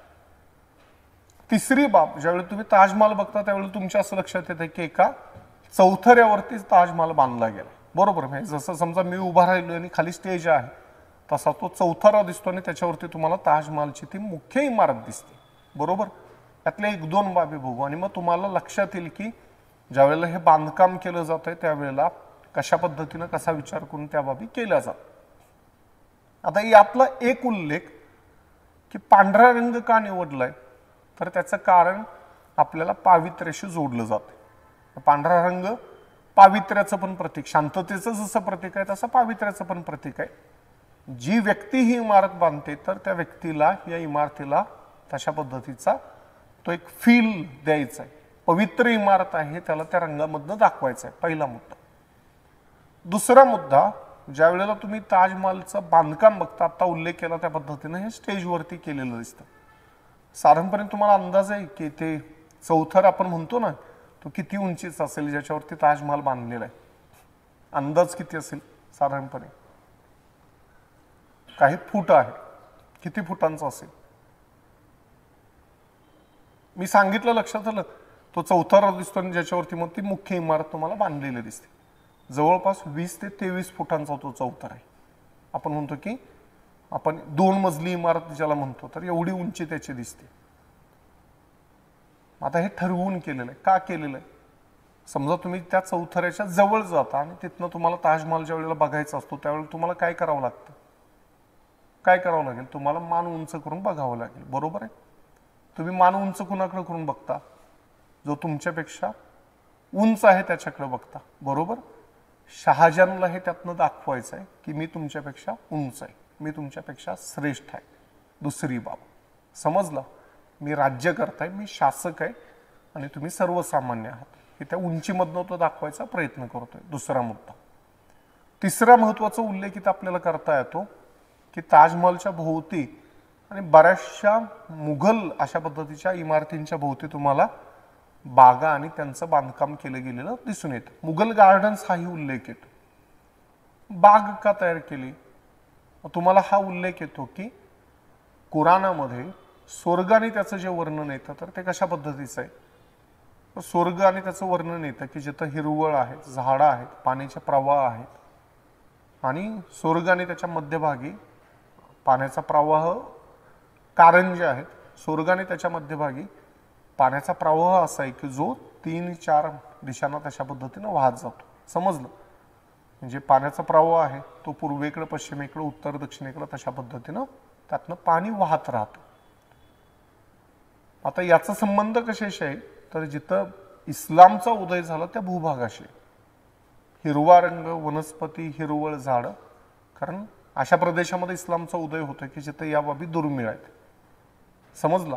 वाळवंटी आहे असा प्रदेश की जिथं तुम्हाला झाडं बघायला मिळणं, पाणी मिळणं हे स्वर्गच आहे ना. स्वर्गापेक्षा कमी ही बाब नाही. समजला? ती बाब तुम्हाला या वास्तुकलेमध्ये रिफ्लेक्ट झालेली दिसते. आणि मग या राज्यकर्त्यांना काय करायचं आहे? जे बागांच्या मध्ये हे मकबरे, इमारती बांधतायत त्यांना हे सांगायचं आहे, हा शासक अशा ठिकाणी चिरविश्रांती घेतोय की जी जागा स्वर्गापेक्षा पण कमी नाही. समजलं? तुम्ही ज्या वेळेला संस्कृती अभ्यासता तर त्यावेळेला अशा अनेक बाब आहेत. एन्व्हायरमेंट ही बाब आहे, रिलिजन ही बाब आहे, इकॉनॉमी ही बाब आहे, पॉलिटी ही बाब आहे की ज्याचा प्रभाव कल्चरने त्याच्यावरती पडतो. दुसरं एक इथंच उदाहरण आपल्याला बघता येईल. आपण इव्होल्युशन म्हणतो, बरोबर. आपण असं म्हणू की जर अशा पद्धतीनं हे इव्होल्युशन होत असेल तर ताजमहाल नंतर जी काही वास्तू निर्माण व्हायला पाहिजे होती ती ताजमहालपेक्षा चांगली असायला पाहिजे होती, बरोबर ना. आपण माणूस म्हणतो की ज्या वेळेला पुढे जातो त्यावेळेला तो पुढेच जाईल, तो काय पाठीमागे येणार नाहीये, बरोबर. पण मग तसं का होत नाही? शहाजहानच्या नंतर औरंगजेब सत्तेमध्ये येतो, त्याच्या काळामध्ये एक महत्वाची तशा पद्धतीची इमारत बांधली गेली, ज्याला बीबी का मकबरा म्हटलं जातं, बरोबर, की ज्याच्यात ताजमहालचंच अनुकरण केलं गेलं. औरंगजेबापुढे 3 पर्याय आहेत ना. एक पर्याय हा आहे की जसा ताजमहाल आहे तसा बीबी का मकबरा बांधावा.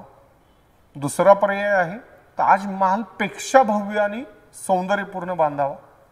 तिसरा पर्याय जो त्यानं स्वीकारला की ताजमहालचं अनुकरण केलं आणि हे अनुकरण करत असताना अवमूल्यन पण केलं.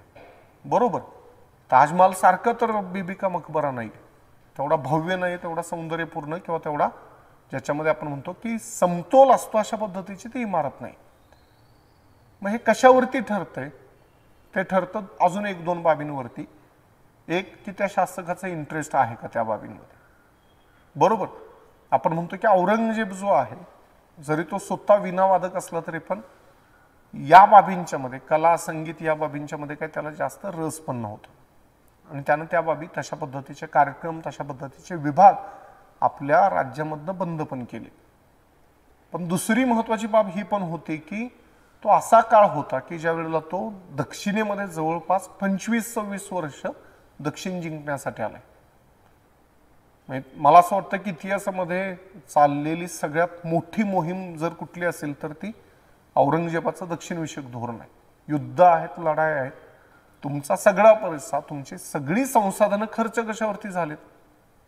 युद्धावरती झालेत. मग तुमच्याकडे जर तशा इमारती बांधायच्या असतील तर पैसा पाहिजे, जो नाहीये.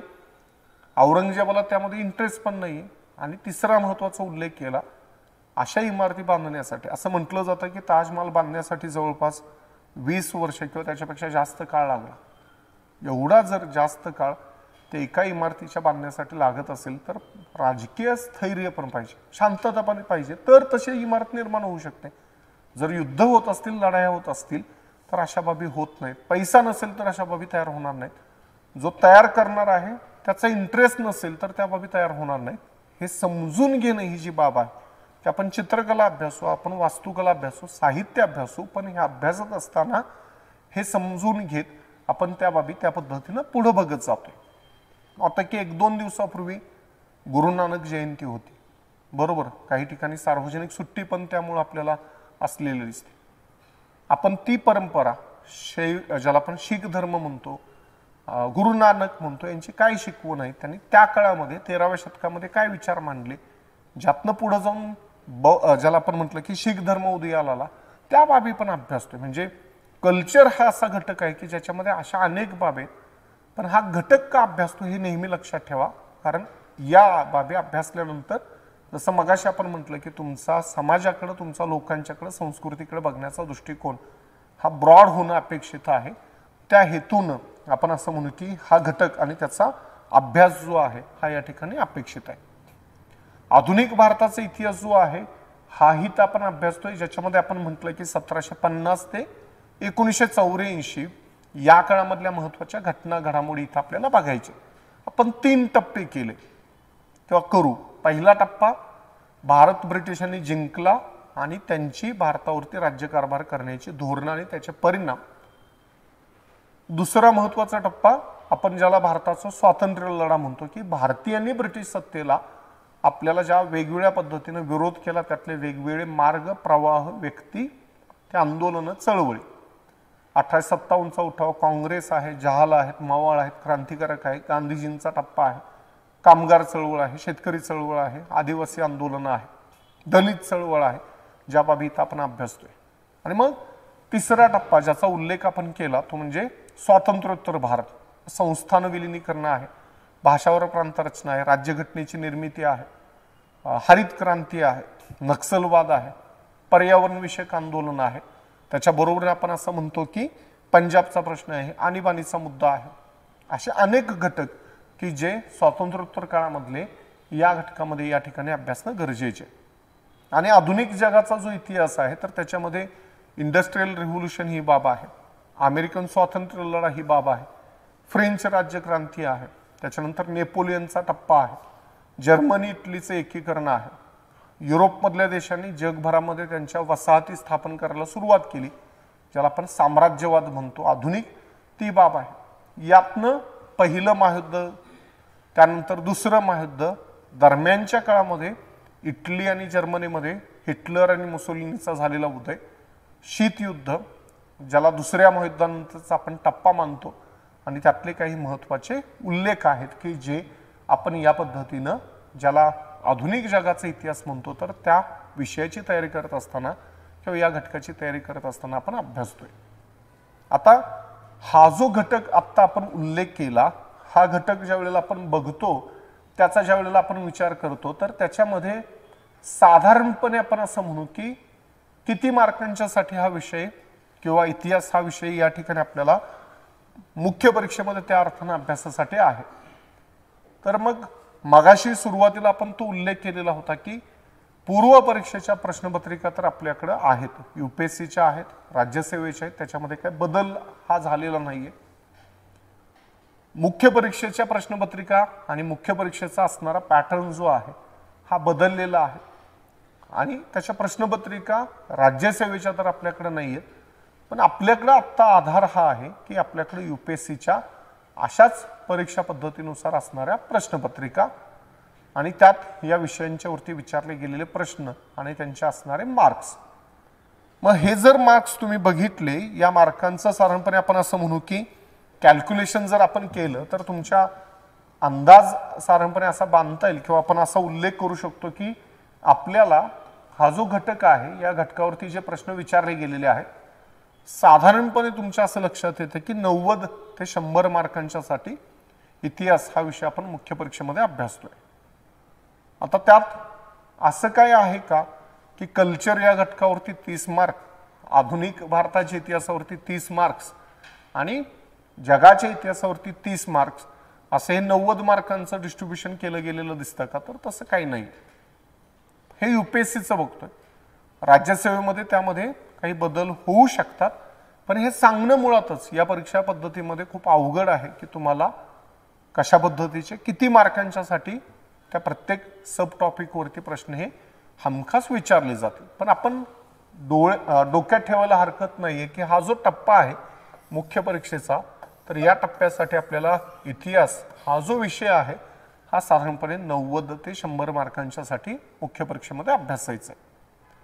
आता 2 बाबी पूर्व परीक्षेबद्दल आपण म्हटलं की पूर्व परीक्षेमध्ये 30 मार्कांच्यासाठी आणि मुख्य परीक्षेमध्ये 90 मार्कांच्यासाठी आपण हा विषय अभ्यासतोय. दुसरा, पूर्व परीक्षेचा उल्लेख करत असताना आपण केला की ऑब्जेक्टिव्ह अशा पद्धतीची ही परीक्षा आहे. मुख्य परीक्षेचा उल्लेख करत असताना आपण केला की डिस्क्रिप्टिव्ह अशा पद्धतीची परीक्षा आहे, ज्याच्यामध्ये लिहिणं, उत्तर लिहिणं ही सगळ्यात महत्त्वाची बाब आहे. आता उत्तर लिहित असताना इतिहास या विषयाबद्दलच्या 1-2 बाबी सांगतो. अभ्यासाला सुरुवात कशा पद्धतीने आपण करू शकतो याच्याबद्दलच्या आपण म्हणू की पुस्तक आणि त्याच्याबद्दल 1-2 बाबी इथं आपल्याला बोलता येईल, आणि मग तुमचे प्रश्न आणि त्याच्यासाठी आपल्याला काही वेळ उरलेला जो आहे हा या ठिकाणी देता येईल.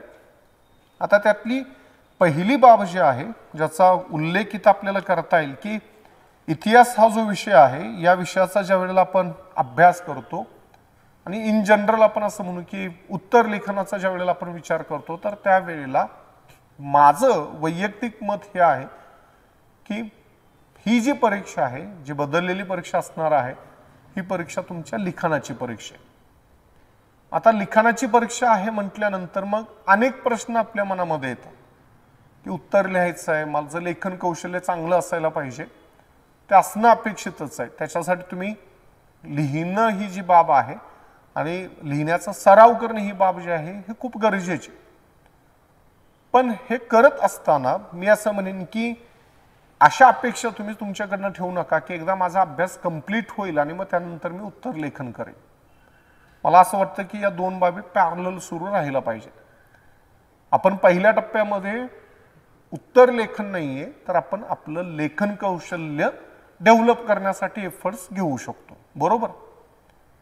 मग लेखन कौशल्य डेव्हलप करणे याचा अर्थ काय होतोय, तर आपण एक उल्लेख करू की समजा मी जे लिहितोय माझं अक्षर जे आहे तर त्याचा थोडा मी विचार पहिल्यांदा करेन की काही शब्द, काही अक्षर माझी वेडी वाकडे येत आहेत का? जर ती येत असतील तर मी ती बाब त्या पद्धतीने इम्प्रूव्ह करेन. पहिला मुद्दा. दुसरा मुद्दा, साधारणपणे आपण हे लक्षात घेऊ की ज्या वेळेला आपण ही परीक्षा देतो ती देत असताना जी उत्तरपत्रिका मला दिलेली आहे, बरोबर, आता या उत्तरपत्रिकेमध्ये आपण असं समजू की मला ज्या ठिकाणी उत्तर लिहायचं आहे तर त्याच्यासाठी समास जो आहे हा जर मला आयोगानंच अगोदर अशा पद्धतीनं दिलेला असेल, मला एवढीच जर स्पेस इथे मिळत असेल तर मी याचा विचार करणं अपेक्षित आहे की या एका पेजवरती किंवा आपण म्हणू की एका पानावरती माझे किती शब्द येत आहेत, माझे एका ओळीमध्ये किती शब्द येत आहेत, हे का कशासाठी त्याचं कारण पण सांगतो.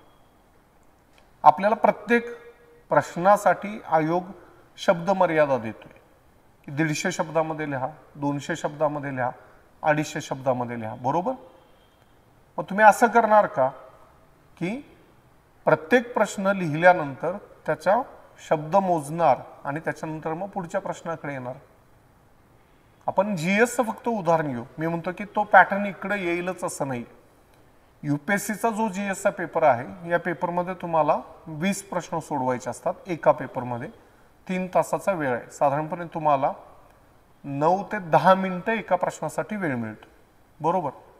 आपण असं समजू की तुम्ही हे जे शब्द मोजणे ही जी बाब आहे उत्तरातले, एका प्रश्नाच्या उत्तरामधले शब्द मोजण्यासाठी तुम्ही जरी 1-1 मिनिट दिला, बरोबर, तर तुमची किती मिनिटं जाणार?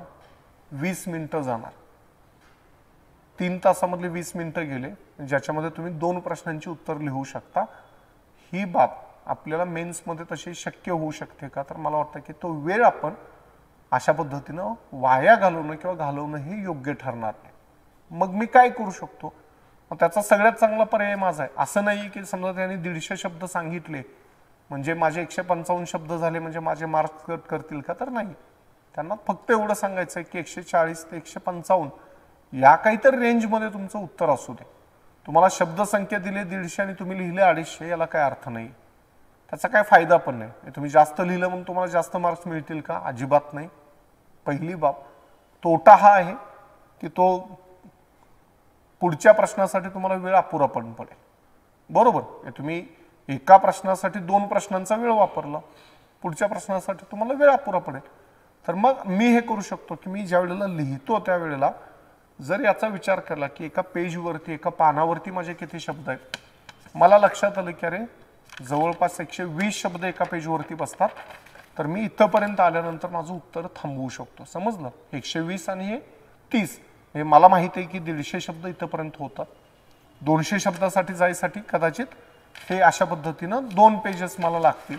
आणि मी म्हणतो की हे करण्यासाठी तुम्हाला काही प्रत्यक्ष उत्तरच लिहायला पाहिजे असं नाही. दुसरी बाब, अक्षर कसं याचा विचार करा, स्पीड कसं याचा विचार करा. आणि लिहिणं ही जी बाब आहे याच्यासाठी सुरुवातीपासून तशा पद्धतीनं काही ना काही बाबी लिहायला लाग, काही ना काही बाबी लिहायला लाग. मग त्यात काय लिहू शकतो? समजा तुम्ही एखादं चांगलं पुस्तक वाचलं त्याबद्दल लिहा, तुम्ही एखादा मूव्ही बघितला त्याबद्दल लिहा, एखादी घटना तुम्हाला वाचल्यानंतर बघितल्यानंतर तुम्हाला अस्वस्थ वाटलं किंवा तुम्हाला असं वाटलं की अरे लिहायला पाहिजे ते लिहा, पण लिहायला लागा. अक्षराचा विचार पहिल्या टप्प्यामध्ये करू नका, स्पीडचा विचार नका करू, पण लिहायला सुरुवात करा. का? कारण मेन्स जे आहे ही तुमच्या लिखाणाची परीक्षा आहे. पहिली बाब. हिस्ट्रीबद्दल फक्त 1-2 बाबी मी सांगेन लिहिताना किंवा लेखन कौशल्याच्या बद्दल, की इतिहास लिहित असताना इतिहासाबद्दल लिहित असताना किंवा इतिहासाचे उत्तर लिहित असताना भावनिक किंवा अशा पद्धतीची विशेषणं वगैरे वापरणं इतिहासामध्ये अपेक्षित नसते. भावनिक होऊन काय, समजा तुम्हाला उदाहरण घेऊ आपण की एक प्रश्न उदाहरण फक्त घेतोय की प्राचीन काळामधला एक शेवटचा शासक म्हणून हर्षवर्धनचं मूल्यमापन करा, असा प्रश्न येणार नाही आपल्याला. उदाहरण फक्त देतो. तुम्ही सुरुवात केली, प्राचीन काळामधला हर्षवर्धन हा खूप ग्रेट शासक होता, महान शासक होता, तो पराक्रमी होता वगैरे वगैरे. तपासणारा जो आहे तो काय म्हणतोय, मी प्रश्न काय विचारला की प्राचीन काळातला शेवटचा सम्राट म्हणून त्याचं मूल्यमापन कर.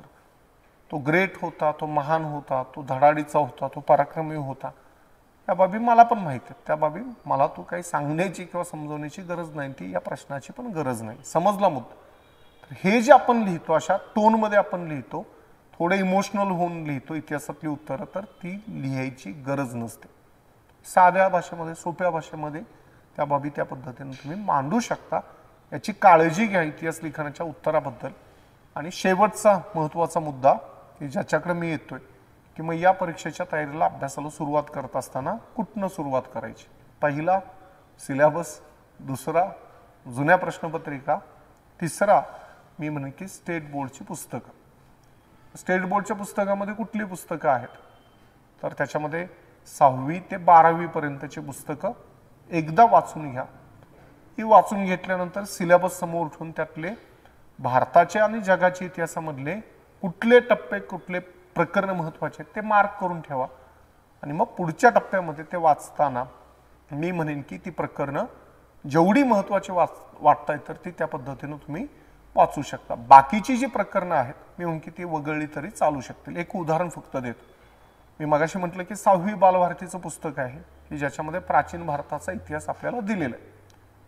त्यात जैन आणि बौद्ध धर्माबद्दल माहिती आहे, पण त्याच्यामध्ये तुम्हाला त्याच प्रकरणामध्ये इस्लामबद्दल माहिती दिलेली आहे. त्याच्यानंतर तुम्हाला ख्रिश्चन धर्माबद्दल माहिती दिलेली आहे. मी म्हणतो की हे वाचून घ्या, काय हरकत नाही. पण मग या धर्मावरती आपल्या परीक्षेमध्ये प्रश्न येत आहेत का, तर नाही. हे मला लक्षात यायला पाहिजे. हळूहळू त्या बाबी तुमच्या लक्षात येत जातील. पण स्टेट बोर्डच्या पुस्तकापासून सुरुवात करा. काल सरांच्या बोलण्यामध्ये NCERTच्या सिरीजचा उल्लेख आलेला असेल. खूप चांगली पुस्तक आहे. फक्त एक की हिस्ट्रीचं एक पुस्तक फक्त आलेलं आहे आत्ता, ते पण वर्ल्ड हिस्ट्रीचं. म्हणून मी हिस्ट्रीबद्दल फक्त असं म्हटलं की तुम्ही स्टेट बोर्डची पुस्तकं आणि त्याच्यापासून अभ्यासाला सुरुवात करा. पण प्रश्नपत्रिका बघा, सिलेबस तुमच्या बरोबर असला पाहिजे. पुढच्या लेक्चर्समध्ये प्रिलिममध्ये काय अभ्यासता, मेन्समध्ये यातले नेमके कुठले घटक अभ्यासायचे आहेत, जे इथं आपण पुढं जाऊन तशा पद्धतीनं डिटेलमध्ये बघणार आहोत. या बाबी ज्या आहेत या बाबींचा उल्लेख जो आहे हा तुम्हाला या पद्धतीनं बघता येईल. आणि आपल्याला याच्यावरती आलेले जे प्रश्न आहेत UPSCच्या परीक्षेमधले, तर ते समोर ठेवून पण काही बाबी डिस्कस करता येईल. पण एक जनरल आउटलाईन म्हणतो आपण हिस्ट्री या विषयाचे जे आहे, तर त्यातले हे काही महत्त्वाचे मुद्दे होते की जे मला तुमच्याशी या पद्धतीनं बोलायचे होते. आता माझ्याकडनं ज्या बाबी तुम्हाला सांगायच्या होत्या, तुमच्यापर्यंत पोहोचवायच्या होत्या, या माझ्याकडच्या आत्ता या टप्प्यापर्यंतच्या संपलेत. तुमचे काही प्रश्न असतील इन जनरल प्रिपरेशनबद्दल आणि या विषयाबद्दलचे, तर विचारले तरी चालतील.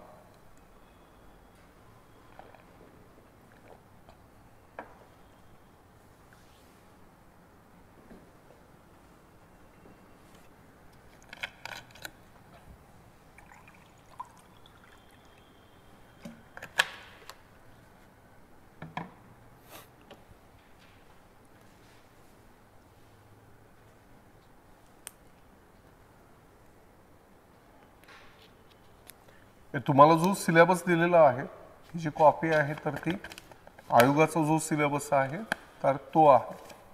आणि याच्यामध्ये एक्झाम पॅटर्न, त्याच्यानंतर ज्या आपण म्हणतो की पात्रता, त्याच्याशिवाय काही महत्त्वाची पदं यांचा उल्लेख येतोय. आपण अलीकडच्या काळामध्ये सिलेबस डिकोड करणं म्हणतो, तर ही बाब त्याच्यामध्ये नाही. मग त्याच्या PPTs आणि पुढचं लेक्चर असेल की ज्याच्यामध्ये मग प्रिलिममध्ये तुम्ही काय बघणार, अभ्यास अपेक्षित आहे. मेन्समध्ये मग आधुनिक भारताच्या इतिहासामध्ये काय आपण अभ्यासणार आहोत, तर ते डिटेलमध्ये तशा पद्धतीनं आपल्याला बघता येईल. तुमचे काही प्रश्न असतील, इन जनरल प्रश्न असतील, ते विचारले तरी चालतील.